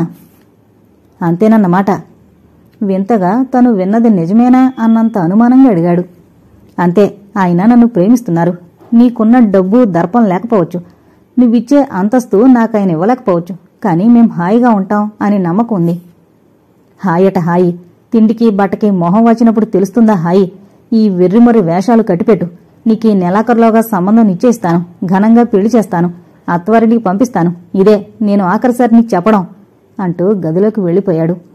అన్నయ్య వెళ్లడం కోసమే వేచి ఉన్న వదిన పొరుగునొచ్చింది. చూడు, నన్ను నమ్ము. మీ అన్నయ్య చేత అతగాని పిలిపించి మాట్లాడిస్తాను. అప్పటిదాకా కాస్త ఓపిక పట్టు అంటూ బ్రతిమాలింది. కాని పాపం వదినకి తెలీదు నేనప్పటికే నెలత పానని. మోహన్, నాకింకా పెళ్లి కాకుండానే పుట్టావు నువ్వు. కాని దిక్కులేనివాడిగా పుట్టలేదు బాబూ. ఆ రోజు నా కలలన్నీ కళ్ల ముందే భస్మైపోయిన రోజు. నేను ఇంట్లో హడావిడి చూశాను. పెళ్లివారు వస్తున్నారు. నాకేం చేయడానికి పాలు పోలేదు. ఉన్నంత టైంలో కొన్ని బట్టలు, కాసిని నగలు పట్టుకుని రెండో కంటికి తెలియకుండా గేటు దాటేశాను. అదే ఆఖరుసారి నేను అన్నయ్యకి భయపడ్డాం. నేను వెళ్లేలోగా ఎక్కడొచ్చేస్తాడోనని భయంతో పరుగు పెట్టాను. బాబూ, నీ తల్లి ఇలా లేచొచ్చిందని చులకనగా చూడకు. పరిస్థితులు విషమించాక ఏ ఆడపిల్లైనా ఇంకేం చేయలేని రోజులు. ప్రేమించే హృదయం ఆడదానికి ప్రకృతి ప్రసాదించిన వరం. కాని ఏం లాభం? ప్రేమించే హక్కు ఈ సంఘం, ఈ కుటుంబం ఆడపిల్లకివ్వదు. ఇవ్వడానికి భయపడుతుంది. రెక్కలు విరిచి కట్టుంచితే ఏ పక్షికైనా తెంచుకుపోవాలని అనిపించడం సహజమే కదా. నేను తిన్నగా వారు పనిచేసే గ్యారేజ్ దగ్గరికి వెళ్లాను. నన్ను చూసి ఆశ్చర్యపోయారు. నీకేమైనా మతిపోయిందా? నేను పెళ్ళెలా చేసుకుంటాను? నిన్ను నేనెలా పోషించగలను అంటూ ప్రశ్నలు, సమాధానం లేని ప్రశ్నలు వేసి వేధించారు. నాకేం తెలీదు. మీరు నన్ను ప్రేమించబట్టే నేను గర్భవతినయ్యాను. మీ పంచలో ఉండనివ్వండి. ఈ బిడ్డ బజారును పడి బ్రతకడం మీకిష్టమా అంటూ ప్రాధేయపడ్డాను. ఆ పూటకి ఇంటికి తీసుకువెళ్లారు. నే బ్రతికిన వాతావరణానికి ఇది తలకిందులని అప్పుడే గ్రహించాను. కాని అంతట్లోకే సర్దుకున్నాను. మీ నాన్న బాగానే సంపాదించేవారు, కాని సంపాదనంతా ఇతరత్రా ఎక్కువ ఖర్చు పెట్టేసేవారు. అందుకే సంసారం సాగడం ఇబ్బంది అయ్యేది. నేనెంతో చెప్పి చూశాను, కాని నే పుట్టి పెరిగిన వాతావరణానికి ఈ వాతావరణానికి ఘర్షణ తప్పలేదు. నీకు 5-6 ఏళ్ళొచ్చేసరికి నేను జీవోత్సవంగా తయారయ్యాను. అయినా నాకు ఆశ, నువ్వే వాతావరణంలో పుట్టి పెరిగినా నీలో ఎంతటి సుగుణాలు దాగి ఉండే అవకాశం ఉందో చెప్పాలని తాతాపడ్డాను. అందుకే దొంగతనంగా బజారుకని గుడికని బయలుదేరి నా ఇల్లు వాకిలి దూరం నుంచే చూపెట్టేవాణ్ణి. అప్పుడు శశిరేఖకి 4 ఏళ్లు, ముద్దుగా బొద్దుగా ముమ్మూర్తులా నా పోలిక. అవును మరి, మేనత్తని కదా. ఇది చూసి అన్నయ్య ఎంతగా కోపగించుకుంటాడో నేను ఊహించకపోలేదు. తోటమాలితో వెనక వెనక తిరుగుతుంటే ఓసారి గేటు కవతల నిలబడి చూస్తున్నాను. నా చేయి పట్టుకుని లాగుతున్నావు నువ్వు. మాలి నన్ను చూసి గుర్తుపట్టాడు. అమ్మా తల్లి, నువ్వేనా? రా తల్లి, అయ్యగారు చాలా సుస్థిగా ఉన్నారు అంటూ గేటు తెరిచాడు. బోర్డింగ్ స్కూల్ నుంచి సూర్యంబాబు కూడా వచ్చాడు అన్నాడు. అన్నయ్యకంత జబ్బుగా ఉందా అంటూ లోపలికి అడుగు పెట్టబోయాను. కాని నాకు మనస్కరించలేదు. ఆయన లేచి తిరుగుతుంటే వెళ్లడం వేరు, ఇదేదో దొంగ పని చేస్తున్నట్టు అనిపించింది. వద్దులే, అన్నయ్యకి తెలిస్తే ఇంకా బాధపడతాడు అంటూ వచ్చేశాను. ఎవరు మాలి? నా వెనకనే అడుగుతోంది శశిరేఖ. మీ అత్తయ్యమ్మ, ఆ బాబు నీ బావ అంటున్నాడు మాలి. నా ఒళ్ళొక్కసారి పులకరించింది. వెనక్కి పరిగెత్తుకు వెళ్లి చిన్నారి శశిని ఓసారి గుండెలకి హత్తుకోవాలనిపించింది. కాని ఇలాంటి సమయంలోనే మనసు గుర్రానికి కళ్ళెం బిగించడం అలవాటు చేసుకున్నాను. బాబూ, నా మనసు రాయి చేసుకుని నిన్ను ఈడ్చుకుని వచ్చేశాను. ఆ రోజు నా జీవితంలో కొత్త మలుపు తిరిగింది. మీ నాన్న గ్యారేజీలో ప్రమాదం జరిగింది. కారు కింద పడుకుని పనిచేస్తున్నారట. కారు స్టార్ట్ చేసి చూడమన్నారట. వాడు నడిపించేశాడు. అక్కడికక్కడే ప్రాణం పోయింది. నేను నువ్వు దిక్కులేని వాళ్లమై మిగిలిపోయాం. చాలా కాలం ఎలా బ్రతకాలో తెలియని పరిస్థితిలో పడిపోయాను. శశిరేఖని సూర్యాన్ని పెంచినట్టే నిన్ను వదినికిస్తే పెంచకపోదు. కాని ఎలా ఇవ్వను? అన్నయ్య పోయడం తెలిసింది. ఓదార్చడానికి వెళ్లే ధైర్యం లేకపోయింది. చివరికి ఓ రోజున నిన్ను వెంటబెట్టుకుని వెళ్లాను. గేటు తాళం వేసుంది. తల్లిని తీసుకుని సూర్యం తీర్థయాత్రలకు వెళ్లాడన్నారు. మళ్లీ కొన్నాళ్ల తర్వాత వెళ్లాను. గేటు మూసున్నా గుర్రాల్లాంటి 2 కుక్కలు భయంకరంగా అరుస్తూ తిరుగుతున్నాయి. వాటి అరుపులు విని మాలొచ్చాడు. వీధి హాలు తలుపు తెరచి టీవీగా పైమెట్టు మీద నిలబడ్డాడు సూర్యం. ఎంతో అందంగా దర్జాగా ఉన్నాడు. నీకంటే ఓ 7-8 ఏళ్లు పెద్దయితేనే ఆ ఇంటికి యజమాని, ఆ ఐశ్వర్యానికి అధికారి. అమ్మ నిద్రపోతున్నారు, త్వరగా వెళ్ళిపోమను గట్టిగా చెప్పాడు. అది సూర్యం తప్పు కాదు మోహన్, నా రూపం అలా ఉంది. నేనేదో ముష్టికొచ్చాననుకున్నాడు సూర్యం. మాలి నోట మాట రాలేదు. అలాగే నిలబడిపోయాను. నేను గిరున వెనక్కి తిరిగొచ్చేశాను. అంతే, నేను బ్రతికొండగా మళ్లీ ఆ ఇంటి ఛాయలకు వెళ్లకూడదని నిర్ణయించుకున్నాను. కాని ఆ ఊరు వదిలి పోలేకపోయాను. అదేనేమో నే చేసిన పొరపాటు. నిన్నీ ప్రాంతాలకి దూరంగా తీసుకుపోయుంటే నీ జీవితం ఇంకోలా రూపొందేదేమో. నువ్వు మగవాడివి, ఊహ తెలిసినవాడివి, ఎలాగైనా బ్రతకగలవు. నీకు చిన్న చిన్న పనులు చేయడం వచ్చింది. గ్యారేజీలో చిన్న పనిస్తానన్నాడు స్వంతదారు. ఆ ధైర్యం చాలు నాకు నిశ్చింతగా చనిపోవడానికి. అందుకే నాకు చనిపోవాలన్న కోరిక పెరిగింది. నీకు బాగా ఊహ తెలిసాక మామ ఇంటి ప్రాంతాలకి వెళ్లావేమో, ఎప్పుడూ అటే తిరిగొస్తుండేవాడివి. నీ చిన్న వయసులో నీ తల్లికేదో జరిగిపోయిందన్న అనుమానం తలెత్తినట్టుంది. బాబూ, నీ తల్లికి అవమానం జరగలేదు, కాని అన్యాయం జరిగింది. నా అన్నయ్య కనుక మీ నాన్నని స్వీకరించుంటే అన్న ఆలోచన వచ్చినప్పుడల్లా నా మనసులో పగ తీర్చుకోవాలని తీరని కోరిక తలెత్తసాగింది. అన్నీ సవ్యంగా సాగుంటే నువ్వా ఇంటికి అల్లుడు హోదాలో వెళ్లగలిగేవాడివి కదా అనిపించేది. ఈ బాధ, మానసిక ఆరాటం, పోరాటం భరించే ఓపిక లేదు. అందుకే ఏ తల్లి నోటితో ఏ కొడుక్కి చెప్పలేని చెప్పకూడని ఈ కథ నీకోసం రాస్తున్నాను. నీకు కష్టపడి అక్షరాలు నేర్పించాను, చదవను రాయను నేర్పించాను. నాకు బాగా జ్ఞాపకం. నిన్ను చదువుకోమని రాసుకోమని దెబ్బలాడినప్పుడల్లా మీ నాన్న అదోలా చూసి, ఏ గొప్పింటి అల్లుని చేస్తావా అని హేళన చేసేవారు. అదిప్పుడు నీకు పనికొస్తుంది. ఈ తల్లి కథ చదువుకుని నువ్వైనా నన్ను అర్థం చేసుకోకపోయినా అపార్థం చేసుకోకుండా ఉంటావని ఆశ. ఈ తల్లి నీ కోసం ఎన్నో బాధలు పడింది, కాని అనుకున్నదేదీ సాధించలేకపోయింది. నా మీద పగబోనవన్న నమ్మకంతో నేను వెళ్ళిపోతున్నాను. నన్ను క్షమించమని అడగను. నువ్వు చిన్నవాడివి. నువ్వు కష్టపడి బాగుపడి ప్రేమించి పెళ్లి చేసుకుని చెడిపోయింది అనుకున్న నీ తల్లికి మంచి పేరు తెస్తావని ఆశిస్తూ వెళ్ళిపోతున్నాను. నేను చచ్చిపోయినా నా ఆత్మ నీకు రక్షగా నీ ఆనందం పంచుకుంటూ నీ దుఃఖం పంచుకుంటూ నిన్ను హెచ్చరిస్తూ నిన్ను ఓదారుస్తూ ఉంటుందని మరిచిపోకదు. భారతి కళ్ళు వర్షిస్తున్నాయి. చదవడం ఆపి సూర్యం ముఖం కేసి చూసింది. సూర్యం కళ్ళు నీటిపొర కమ్మున్నాయి. అంతేనా? ఆత్రంగా అడిగారు కళ్ళు తెరవకుండానే సూర్యం తల్లి. కొంగుతో కళ్ళొత్తుకుంటూ, లేదమ్మా, ఇంకా ఉంది. కాని ఇది మీ ఆడబిడ్డ రాసింది కాదు, శశి కోసం మోహన్ రాశాడు అంది విని వినపడినంత నెమ్మదిగా. చదువు ఆపకు. ఈ కథ ఈనాటితో పూర్తిగా తెలిసిపోవాలి. నా చిట్టి తల్లిని ఎందుకలా బలికోరాడో తెలియాలి. చదువు భారతి. ఆత్రంగా ఆవేశంగా అడిగారు మంచం మీద లేచి కూర్చుంటూ. అలాగే అంది భారతి. చేతిరాత అంత కుదురుగా లేకపోయినా భావాలు స్పష్టంగానే ఉన్నాయి మోహన్ మాటల్లో. శశి, నేనా రోజు గ్యారేజీ నుంచి జిడ్డు కారుతూ ఇంటికొచ్చాను. మా ఇంటి ముందు చాలామంది గుమిగూడున్నారు. వాళ్ల మధ్య మా అమ్మ హాయిగా దీర్ఘనిద్రపోతూ ఉంది. చెరగని చిరునవ్వుతో ఉన్న ఆ ముఖం చనిపోయిన ముఖంలా లేనేలేదు. అమ్మ చచ్చిపోయిందంటే నమ్మకం కలగలేదు నాకు. కాని చుట్టుపక్కల వారంతా కలిసి నేను చేయవలసిన కర్మకాండ చేయించారు. ఆ రాత్రి నాకా ఇంట్లో ఉండబుద్ధి కాలేదు. హృదయం పగిలేలా ఎక్కడా ఎవరూ చూడని చోట కూర్చుని ఏడవాలనిపించింది. అలా ఎక్కడెక్కడో తిరిగాను. దారి తెన్ను లేకుండా తిరిగి అపరాత్రి వేళ ఇల్లు చేరాను. ఏ పొరుగింటామో చిన్న మట్టి ప్రమిదలో ఒత్తివేసి నట్టింట పెట్టింది. ఎక్కడ తిరిగినా ఎక్కడ కూర్చున్నారాని దుఃఖం ఆ దీపం చూడగానే నాలో కట్టలు తెంచుకుంది. అక్కడే కూలబడి ఏడ్చాను. నాలో నవనాడులు కుంగిపోయి అలసటతో ఒళ్ళు తెలియక పడేదాకా ఏడ్చాను. తెలివొచ్చి చూసేసరికి సన్నని వెలుగొస్తోంది. ఏవో కాగితాలు గాలికెగురుతున్నట్టు రెపరెపలాడుతున్నాయి. తిరిగి చూస్తే ఈ నోటు పుస్తకం. లేచి వెళ్లి తీశాను. నా కన్నతల్లి నా కోసం రాసిందా అని అనుకుని గుండె కదుముకున్నాను. అలాగే కిటికీ దగ్గరగా జరిగి కూర్చుని చదవడం ప్రారంభించాను. అది పూర్తి చేసేసరికి నా ఒళ్ళు వేడెక్కిపోయింది. నా మనసు మొద్దుబారిపోయింది. నేను ఎక్కడున్నానో నాకే తెలియడం లేదు. పనికి వెళ్లలేదు. పచ్చి మంచినీళ్లు కూడా తాగలేదు. అలాగే శిలైపోయినట్టు కూర్చుండిపోయాను. నా మనసులో ఏవేవో వెర్రి ఆలోచనలు తలెత్తసాగాయి. ఏదో వెర్రి ఆవేశం నన్ను ఊపేసాగింది.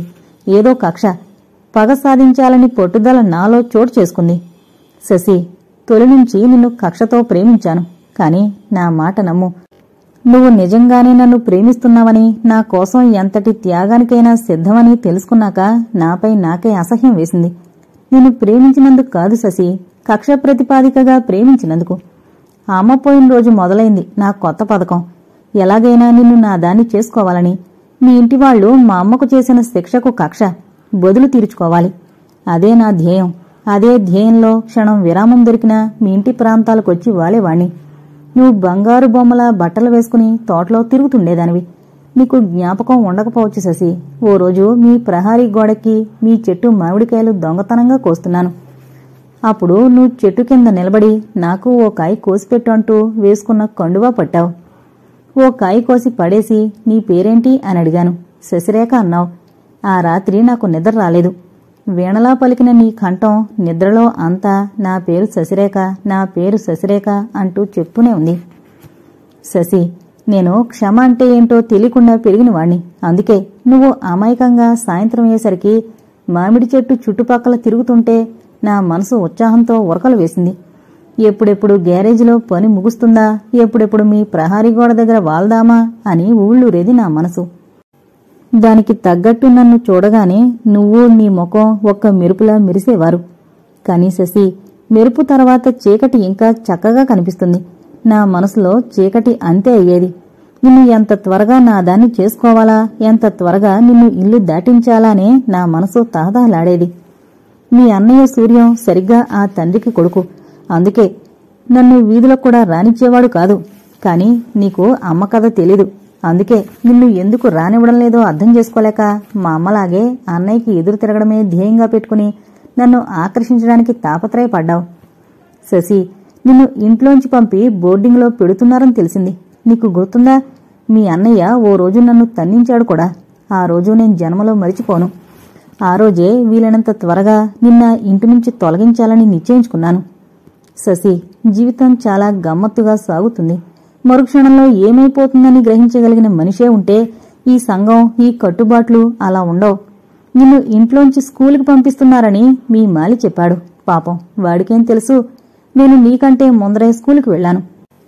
నాకు తెలుసు, నా నుండి దూరం కావడం ఇష్టం లేక స్కూల్లో చేరనని ఏడ్చిన నువ్వు నేనింకా నీకు సన్నిహితం అవుతానని తెలిస్తే తప్పించి ధైర్యంగా ఉండలేవని. నిన్ను చూసుకునేందుకు నిర్ణయించిన మిస్సమ్మ మీ ఊరమ్మాయే. నీకు తెలీదేమో పాపం, నేనిలా ఉత్తరం చేతిలో పెడితే కొయ్యబారి నిలబడిపోయింది. నిన్ను ఇంటి నుంచి గుడి పెదిలమన్నట్టు ఈ మారుమూల బోర్డింగ్ స్కూల్కి పంపించాడు మీ అన్నయ్య. కాని ఈ బడే నిజంగా మన పాలిట గుడైందని ఎలా గ్రహించగలడు? మీ మిస్సమ్మకి నీకంటే వయసుందే కాని గ్రహణశక్తి తక్కువ కదూ శశి. తన గురించిన వర్ణన చదువుతుంటే భారతి చెంపలు జేవురించాయి.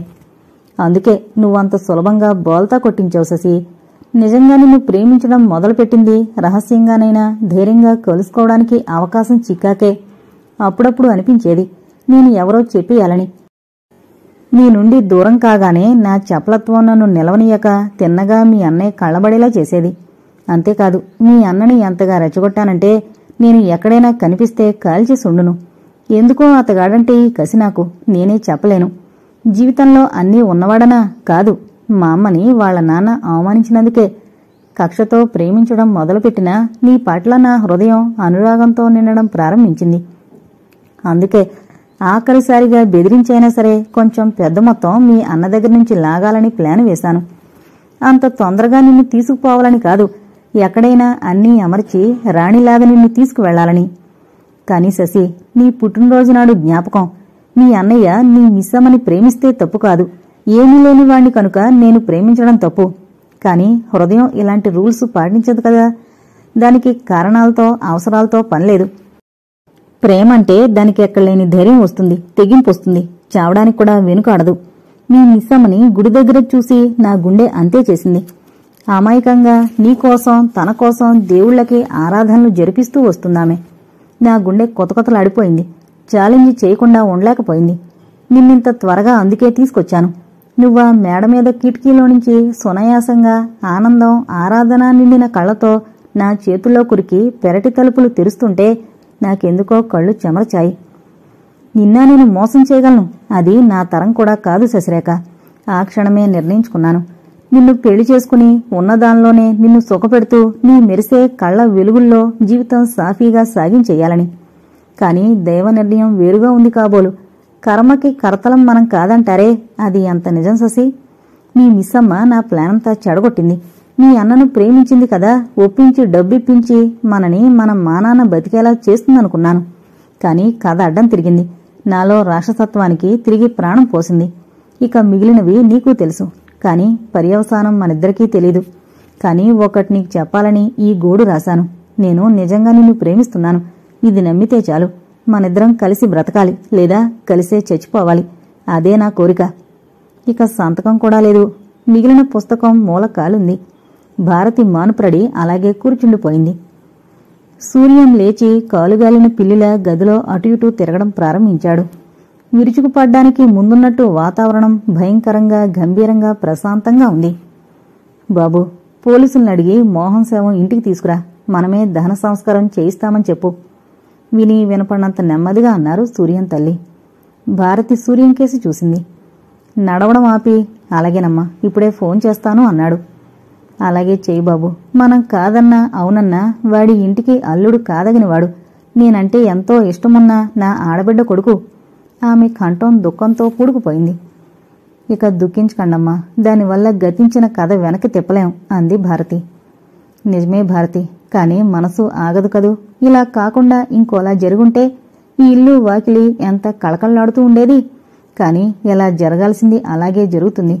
నా తల్లి మేనత్త పోలికొచ్చినందుకు మేనత్తలాగే నికృష్టపు బ్రతుకులో కుమిలిపోకుండా చనిపోయింది. అదే దాని అదృష్టం. చూడు సూర్యం, నీ కోపం నీ తాపం అన్నీ ఈనాటితో ఆఖరు. నువ్వు కోరిన మంచి నీ చెల్లెలు కోరుకోలేదు, పిచ్చి తల్లి కనుక. నువ్వు దాన్నెంతగా ప్రేమించావు, అది నిన్నంతగా చేదరించుకుంది. అవేం మనసులో ఉంచుకోకు. నీ ధర్మం నువ్వు చెయ్యి. వాణ్ణి, అదే మోహన్ని ఓ అనాథ ప్రేతంలా వదిలేకు బాబు. అదే నే కోరేది. సూర్యం గబగబా వచ్చి తల్లి చేతులు రెండు తన చేతుల్లోకి తీసుకున్నాడు. అమ్మా, అలా అనకమ్మా, నేనన్ని ఏర్పాట్లు చేస్తాను. ఇద్దరి తరపున శాస్త్రోక్తంగా దాన ధర్మాలన్నీ చేయిస్తాను. నువ్వు దిగులు పడకు అన్నాడు. సరే బాబు, నాకు కావలసిందంతే. మీరు వెళ్ళండి, నాకు నిద్రొస్తోంది అంటూ ఒత్తిగిల్లి కళ్ళు మూసుకున్నారామె. సూర్యారావు మోహన్ శవం ఇంటికి తెప్పించాడు. బాగా కాలిపోయినందువల్ల పోస్ట్ మార్టం వల్ల శరీరాన్ని ఎక్కడా కనిపించకుండా తెల్లని బట్టలో చుట్టేశారు. సారీ సార్, చనిపోతూ కూడా అతను ఏదో చెప్పబోయిన ఇన్స్పెక్టర్ని వద్దని చేత్తోనే వారించాడు సూర్యారావు. చనిపోయిన వాడి గురించి ఇక చెడు ఉండదు ఇన్స్పెక్టర్. థ్యాంక్యూ, మీ సహకారం లేకపోతే ఇంత త్వరగా పనులు జరిగేవి కాదు అంటూ చెయ్యందించాడు. ఇన్స్పెక్టర్ సెలవు తీసుకుని వెళ్లిపోయాడు. మిగిలిన తతంగం అంతా పూర్తి చేశారు పురోహితులు. ఎవరు కొరివి పెడతారు అడిగాడు ఒక బ్రాహ్మణుడు. నేనే, దృఢంగా అన్నాడు సూర్యారావు. తడిబట్టలతో చేతిలో నిప్పుకొండతో సూర్యం ముందు నడుస్తుంటే మోహన్ శవం భవంతి గేట్లు దాటింది. సూర్యం తల్లి ఒక్కసారి గొల్లుమన్నారు. భారతి ఆమెని పొదివి పట్టుకుని లోపలికి తీసుకువెళ్ళింది. నిజానికి మోహన్ అదృష్టవంతుడమ్మా. అతని తల్లికి జరగని మర్యాద మృత్యువైనా అతనికి జరిగేలా చేసింది. దిక్కులేనివాడిగా కాకుండా ఈ ఇంటి అతిథిగా వెళ్ళిపోతున్నాడు, అవునా అంది. నోటికి కొంగు అడ్డు పెట్టుకుని అవునన్నట్లు తల ఊపారామె. ఓ 5-6 గంటల తర్వాత సూర్యారావు తిరిగొచ్చాడు. స్నానం చేసి బట్టలు మార్చుకుని నిస్సత్తువ నిరుత్సాహం ముంచుకురాగా హాల్లో కుర్చీలో కూలబడ్డాడు. లేనాయనా, కాస్త తిని పడుకుందుగాని అంటూ తలమీద ఆమె చేయి వేశారు. అమ్మా అంటూ తల్లి చేయి అందుకుని చిన్నపిల్లాళ్లా భోరుని ఏడ్చాడు సూర్యం. ఏడవకయ్యా, మనం ఎంత కాదనుకున్నా రక్త సంబంధం ఇలాగే పట్టి పీడుస్తుంది. పద, భారతి కూడా ఏం తినకుండా కూర్చుంది నీకోసం చూస్తూ అంటూ కొడుకుని లేవదీశారు. డైనింగ్ టేబుల్ దగ్గర కూర్చున్నారన్న మాటే గాని ఎవరూ మాట్లాడలేదు. ఒకరి ముఖంలోకొకరు చూసుకోవడం లేదు. ఎవరి ఆలోచనలు వారివిగా, ఎవరి జ్ఞాపకాలు వారివిగా భోజనం అయిందనిపించి లేచారు. ఎవరి దారిన వారు వెళ్లిపోయారు. తర్వాత 4 రోజులు 4 యుగాలుగా అనిపించాయి భారతికి. ఇటు సూర్యం కేసి అటు అమ్మగారి కేసి ధైర్యంగా చూడలేకపోతోంది. తనకి అప్పగించిన బాధ్యత తను పొందికగా అందరికీ ఆనందం కలిగేటట్లు నిర్వహించలేకపోయానే అన్న బాధ ఆమెను కొంగదీస్తోంది. ఒకనాటి మధ్యాహ్నం పూట నిశ్శబ్దంగా కూర్చుని తన పెట్టె సర్దుకోవడం ప్రారంభించింది. ఇక్కడ తనకింకేం పని? స్కూలుకి, తన రొటీను జీవితానికి తిరిగి వెళ్ళిపోవడమే. తెరుచున్న పెట్టె ముందు కూర్చుని ముసురుతున్న ఆలోచనల్ని చెదరగొట్టాలని ప్రయత్నం చేస్తోంది భారతి. ఏం చేస్తున్నావమ్మా అంటూ లోపలికొచ్చారు జమీందారిని. ఉలికి పడింది భారతి. తెరుచున్న పెట్టె గబాలను మూసింది. ఏం లేదమ్మా, పెట్టి సర్దుతున్నాను, నాకు సెలవులు అయిపోయాయి కదా అంది నెమ్మదిగా. ఇంకెక్కడికి వెళతావమ్మా నన్ను వదిలి? దగ్గరగా ఉన్న కుర్చీలో కూర్చుంటూ అన్నారామె. ఇలారా అంటూ చేయి జాపారు. దగ్గరగా వెళ్లి ఆమె దగ్గరే కింద కూర్చుంది భారతి. భారతి తల నిమురుతూ కాసేపు అలాగే ఏమీ మాట్లాడకుండా కూర్చుండిపోయారు. నేను వెళ్ళిపోవడమే మంచిదమ్మా. నేనిక్కడ ప్రశాంతంగా బ్రతకలేను. శశిరేఖ కోసం వచ్చాను, ఆమెను దూరం చేశాను. నాకింకా ఇక్కడ పనేముంది? నాకా స్కూల్లోనే శాంతిగా ఉంటుందేమో, ప్రయత్నిద్దామని అంది భారతి.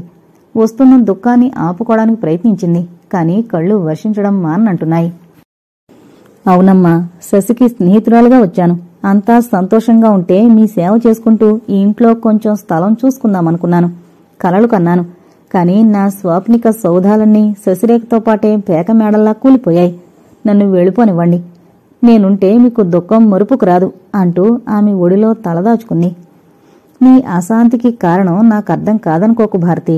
శశిరేఖ నీలో ఒక అపనమ్మకాన్ని లేవదీసింది. తనని పూర్తిగా నమ్మేలా ప్రవర్తించి నిన్ను పూర్తిగా కన్నుగప్పి మోసం చేసింది. వెర్రిది. తనని తనే మోసగించుకుంటున్నానన్న నగ్న సత్యం గ్రహించలేకపోయింది. దానిక గుడ్డి ప్రేమలో ఉచితమేదో అనుచితమేదో గ్రహించే ఇంగితం లేకపోయింది. మేం ఎవరం కాదు కూడదు అన్నాం. మేం నిషేధించాం కనుక చేసి తీరాలనుకుంది. చూడు భారతి, ఇది వెలుగుబాట, దీని వెంటనడు అని చెప్పగలం. కాని ఏం అటెందుకెళ్లాలి? ఈ చీకటి దారిని వెళితేనే అంటూ మంకుపట్టు పడితే ఎవరేం చేయగలరు చెప్పు? నీ సాయశక్తులా దాన్ని మంచిదారికే తేవాలని ప్రయత్నించావు. ఫలితం గురించి నువ్వెవరు నిర్ణయించడానికి? దానికి భగవంతుడనేవాడే బాధ్యుడు. భారతి, నిజంగా దాన్ని మరణమేనమ్మా వెలుగుదారికి తోసింది. నువ్వు ఉండే సూర్యం బ్రతుకు చీకటి చేస్తావా? ఆప్యాయంగా అడిగారు. మాతృప్రేమ నెరుగని భారతికి ఈ మాటలు వాటిలోని ఆప్యాయత భరింపరాని ఆవేదన రేకెత్తించాయి. ఆమె ఒడిలో అలాగే పడుకుని రోదించింది. మారు మాట్లాడకుండా ఆమె తల నిమురుతూ అలాగే కూర్చున్నారామె. ఎక్కడున్నారు అంటూ లోపలికొచ్చాడు సూర్యారావు. చూడు సూర్యం, ఈరోజు శాస్త్రులు గారిని నేను రమ్మన్నానని చెప్పు. ఈ దినాలు గడవగానే ఏ ఆడంబరం లేకుండా మీ వివాహం జరిపిస్తాను. అంత తొందరెందుకమ్మా అడిగాడు సూర్యం. లేకుంటే పరాయి పిల్ల ఎన్నాళ్ళుంటుందిరా మనింట? కొడుకు ముఖంలోకి చూస్తూ అడిగారామె. ఏడ్చి ఏడ్చి ఉబ్బున్న కళ్ళు పైకెత్తి ఆమె ముఖంలోకి చూసింది భారతి. నన్ను అట్టే పెట్టడానికి ఇదొక్కటే మార్గమా అన్నట్టు. నాకు కాస్త పనుంది. చాలాసేపై భారతి కనబడకపోతే ఇలా వచ్చాను. చూడు సూర్యం, భారతి పెట్టి సర్దుకుంటోంది. వద్దని తన ఇంటి కోడలై నా కళ్ళ ముందే ఉండాలని నా కోరిక. నచ్చజెప్పు అనేసి లేచి వెళ్లిపోతున్న తల్లికేసి, అలాగే బొమ్మలా కూర్చున్న భారతికేసి విస్తుపోయి ఓ క్షణం చూశాడు. చేతులందించి భారతిని లేవదీశాడు. తన కౌగిట చేర్చుకుని, ఇంత విషాదాన్ని నా ఒక్కడి మీద పెట్టి వెళ్ళిపోదామనా అడిగాడు. లేదు, నా మూలంగా మీ విషాదం పెరుగుతుందే గాని మరుగున పడదేమో అన్న భయం అంది నెమ్మదిగా. ఈ ఇంట్లో నా చిన్ననాటి నుంచి చూస్తూనే ఉన్నాను విషాదాన్ని. జమీందారీ కుటుంబం పేరుకే గాని ఈ ఇంట్లో ఎప్పుడూ శాంతి లేదు. నాన్నగారు పోయాక మరుగున పడిన అత్తయ్య మళ్లీ తలెత్తిందా అనిపించింది శశిరేఖలో. చూసావుగా ఇన్నాళ్లు ఏం ప్రశాంతత అనుభవించామో. భారతి, ఒకటి ప్రామిస్ చేస్తావా? భారతి ముఖం పైకెత్తుతూ అడిగాడు. తలూపింది భారతి. మళ్లీ వెళ్లిపోనని, అటువంటి ఊహ కూడా రానివనని మాటివ్వు అంటూ చేయి చాపాడు. ఆ అరచేతిలో తన ముఖం దాచుకుంది భారతి. గడిచిందంతా ఓ పీడకలగా మరిచిపో భారతి. ఇప్పుడే నువ్వు నేను కలుసుకున్నామనుకో, ప్రేమించుకున్నామనుకో, మమతలు పెంచుకుంటున్నామనుకో, పెళ్లి చేసుకుంటే తప్పించి నిన్ను ఈ ఇంట్లో అట్టే పెట్టుకునే హక్కు నాకు ఉండదు కదా. ఒప్పుకున్నట్టేనా? తలూపింది భారతి. ఇంక అమ్మ నిశ్చింతగా ఉంటుంది. నిజానికి అమ్మ ఇప్పుడే కాస్త ధైర్యంగా కనిపిస్తోంది నాకు. ఎప్పుడు ఏ బెడద వచ్చి పడుతుందో అన్నట్టు బెదురుతూ చూసే అమ్మ కళ్ళు ఇప్పుడు ప్రశాంతంగా చూస్తున్నాయి అనిపిస్తోంది. నేను అమ్మ చెప్పినట్టు శాస్త్రులు గారికి కబురు పెడతాను అంటూ భారతి తల మీద చిన్న ముద్దు పెట్టుకుని గదిలోంచి గబగబా బయటికి నడిచాడు సూర్యారావు. కర్మకాండలన్నీ నిరాడంబరంగా ముగించారు. కాలం శీఘ్రగతిన పరుగులు పెడుతూనే ఉంది. పడి లేచేవారి కోసం, సేద తీర్చుకోవాలని ఆగేవారి కోసం, కష్టాలలో మునిగిన వారి కోసం, సుఖాల్లో తేలుతున్న వారి కోసం కాలం ఆగదు. శాస్త్రిగారు ముహూర్తం నిర్ణయించడంతో వేణుగోపాలస్వామి ఆలయంలో భారతికి సూర్యారావుకి వివాహం జరిపించారు జమీందారిని. కొత్తగా కోడలుగా ఇంట్లోకి అడుగు పెడుతున్న భారతిని తలపునికి, నువ్వు ఈ ఇంటి దీపానివి, నువ్వుంటేనే ఇంట్లో వెలుగుంటుంది, ఇది ఎప్పుడూ మరిచిపోకు భారతి అన్నారు సూర్యం తల్లి. ఒక్క మాటలో కోడలి బాధ్యతంతా ఏమిటో అర్థమయ్యేలా ఉందామె మాట. చూడు సూర్యం, ఈ సాయంత్రం బయలుదేరి మీరు పట్నంలో మనింట ఓ 10 రోజులు గడిపిరండి. నేనిలోగా ఇల్లు బాగు చేయిస్తాను అన్నారు. సాయంత్రానికంతా కారు సిద్ధంగా ఉంది. సామాన్లన్నీ డిక్కీలో పెడుతున్నాడు మాలి. కారెక్కబోతూ ఆగి అత్తగారి పాదాలు తాకి దండం పెట్టింది భారతి. దీర్ఘసుమంగళిగా 10 కాలాలు వర్ధిల్లు తల్లి అంటూ ఆర్ద్రమైన కంఠంతో దీవించారామె. బాబు సూర్యం, ఇన్నాళ్లు ఆగినందుకు నువ్వు అదృష్టవంతుడురా. భారతి లాంటి పిల్ల వెతికితే దొరుకుతుందా? అంతా ఘటనగాని అన్నారు కొడుక్కేసి తిరిగి. కారు స్టార్ట్ చేస్తూ, మళ్లీ ఈ రోజుకల్లా ఇక్కడ ఉంటామమ్మా, వస్తా అంటూ క్లచ్ వదిలాడు. కారు భవంతి గేటు దాటేదాకా అలాగే చూస్తూ నిలబడిపోయారు జమీందారిని. కారు మెయిన్ రోడ్డు దాటేసింది. పక్కన కూర్చున్న భారతి సూర్యం ముఖంలోకే చూస్తోంది. సూర్యారావు చూపు మట్టుకు రోడ్డు మీదే ఉంది. దారిలో స్కూల్కొకసారి వెళ్లి చూద్దామా అడిగింది. ఓరగా ఆమె వంక చూసి, ఏం, ఎందుకు భారతి? మొన్న నీ తరపున నేనే ఉత్తరం పంపాను. కొన్నాళ్లపాటు నువ్వు రాలేవని అన్నాడు. కొన్నాళ్లపాటంటే? అదే, నిన్ను ఒప్పించడానికి కొన్నేళ్లైనా పట్టదా? తర్వాత మనం పెళ్లి చేసుకునేందుకు కొన్నాళ్లైనా పట్టదా అని. మరిప్పుడో అడిగింది. ఇక రావని, పై పిల్లలకి కాకుండా ఇకపై నా పిల్లలకే చదువు చెప్తావని, అందుకని ఉద్యోగానికి రాజీనామా ఇస్తావని రాసేస్తాను, సరేనా? భారతేం బదులు చెప్తుంది? సిగ్గుపడి తల వంచుకుని కూర్చుంది. నువ్వలా మౌనవ్రతం పట్టి కూర్చుంటే ఈ ప్రయాణం మహా విసుగనిపిస్తుంది అంటూ స్టీరింగ్ మీద నుంచి ఓ చెయ్యి తీసి భారతి భుజం మీద వేశాడు. నీరెండ కూడా మటుమయమవుతోంది. పూర్తిగా చీకట్లో నలుమూలలా అలుముకోకుండానే వెన్నెల తరుముకొస్తోంది.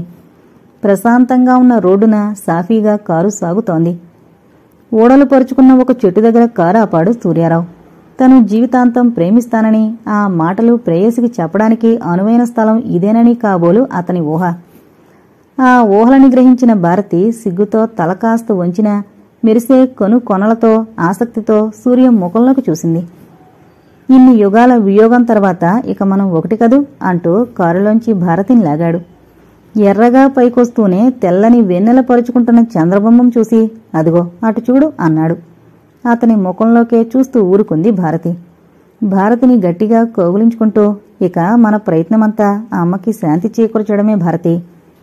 నాకెందుకో భయంగా ఉంది. ఈ సంతోషం, ఈ ఆనందం ఇదంతా చూస్తుంటే నాకు చాలా భయంగా ఉంది.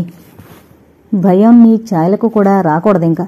ఇక నీ పని అమ్మని శశిరేఖని మరిచిపోయేలా చేయడం, నా పని నువ్వెప్పుడూ నవ్వుతూ ఉండేలా చేయడం, సరేనా? తలూపింది భారతి.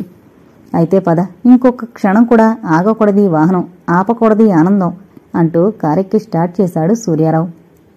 భారతి అతని భుజంపై తలవాల్చి దీర్ఘంగా నిట్టూర్చింది. ఎందుకో ఆ నిట్టూర్పు. నేను బాగా అలసిపోయాను. ఇక నా మనోభావాలని, మనసుని కూడా పదిలంగా దాచుకోగల ఓపిక లేదు. అన్నీ మీ చేతుల్లో పెట్టేసి నిశ్చింతగా ఉందామని ఆ నిట్టూర్పు అంది భారతి. ఇంతటితో చీకటి దారి అనే నవల కంప్లీట్ అయిందండి. దయచేసి మన ఛానల్ను సబ్స్క్రైబ్ చేసుకోగలరు. Thank you.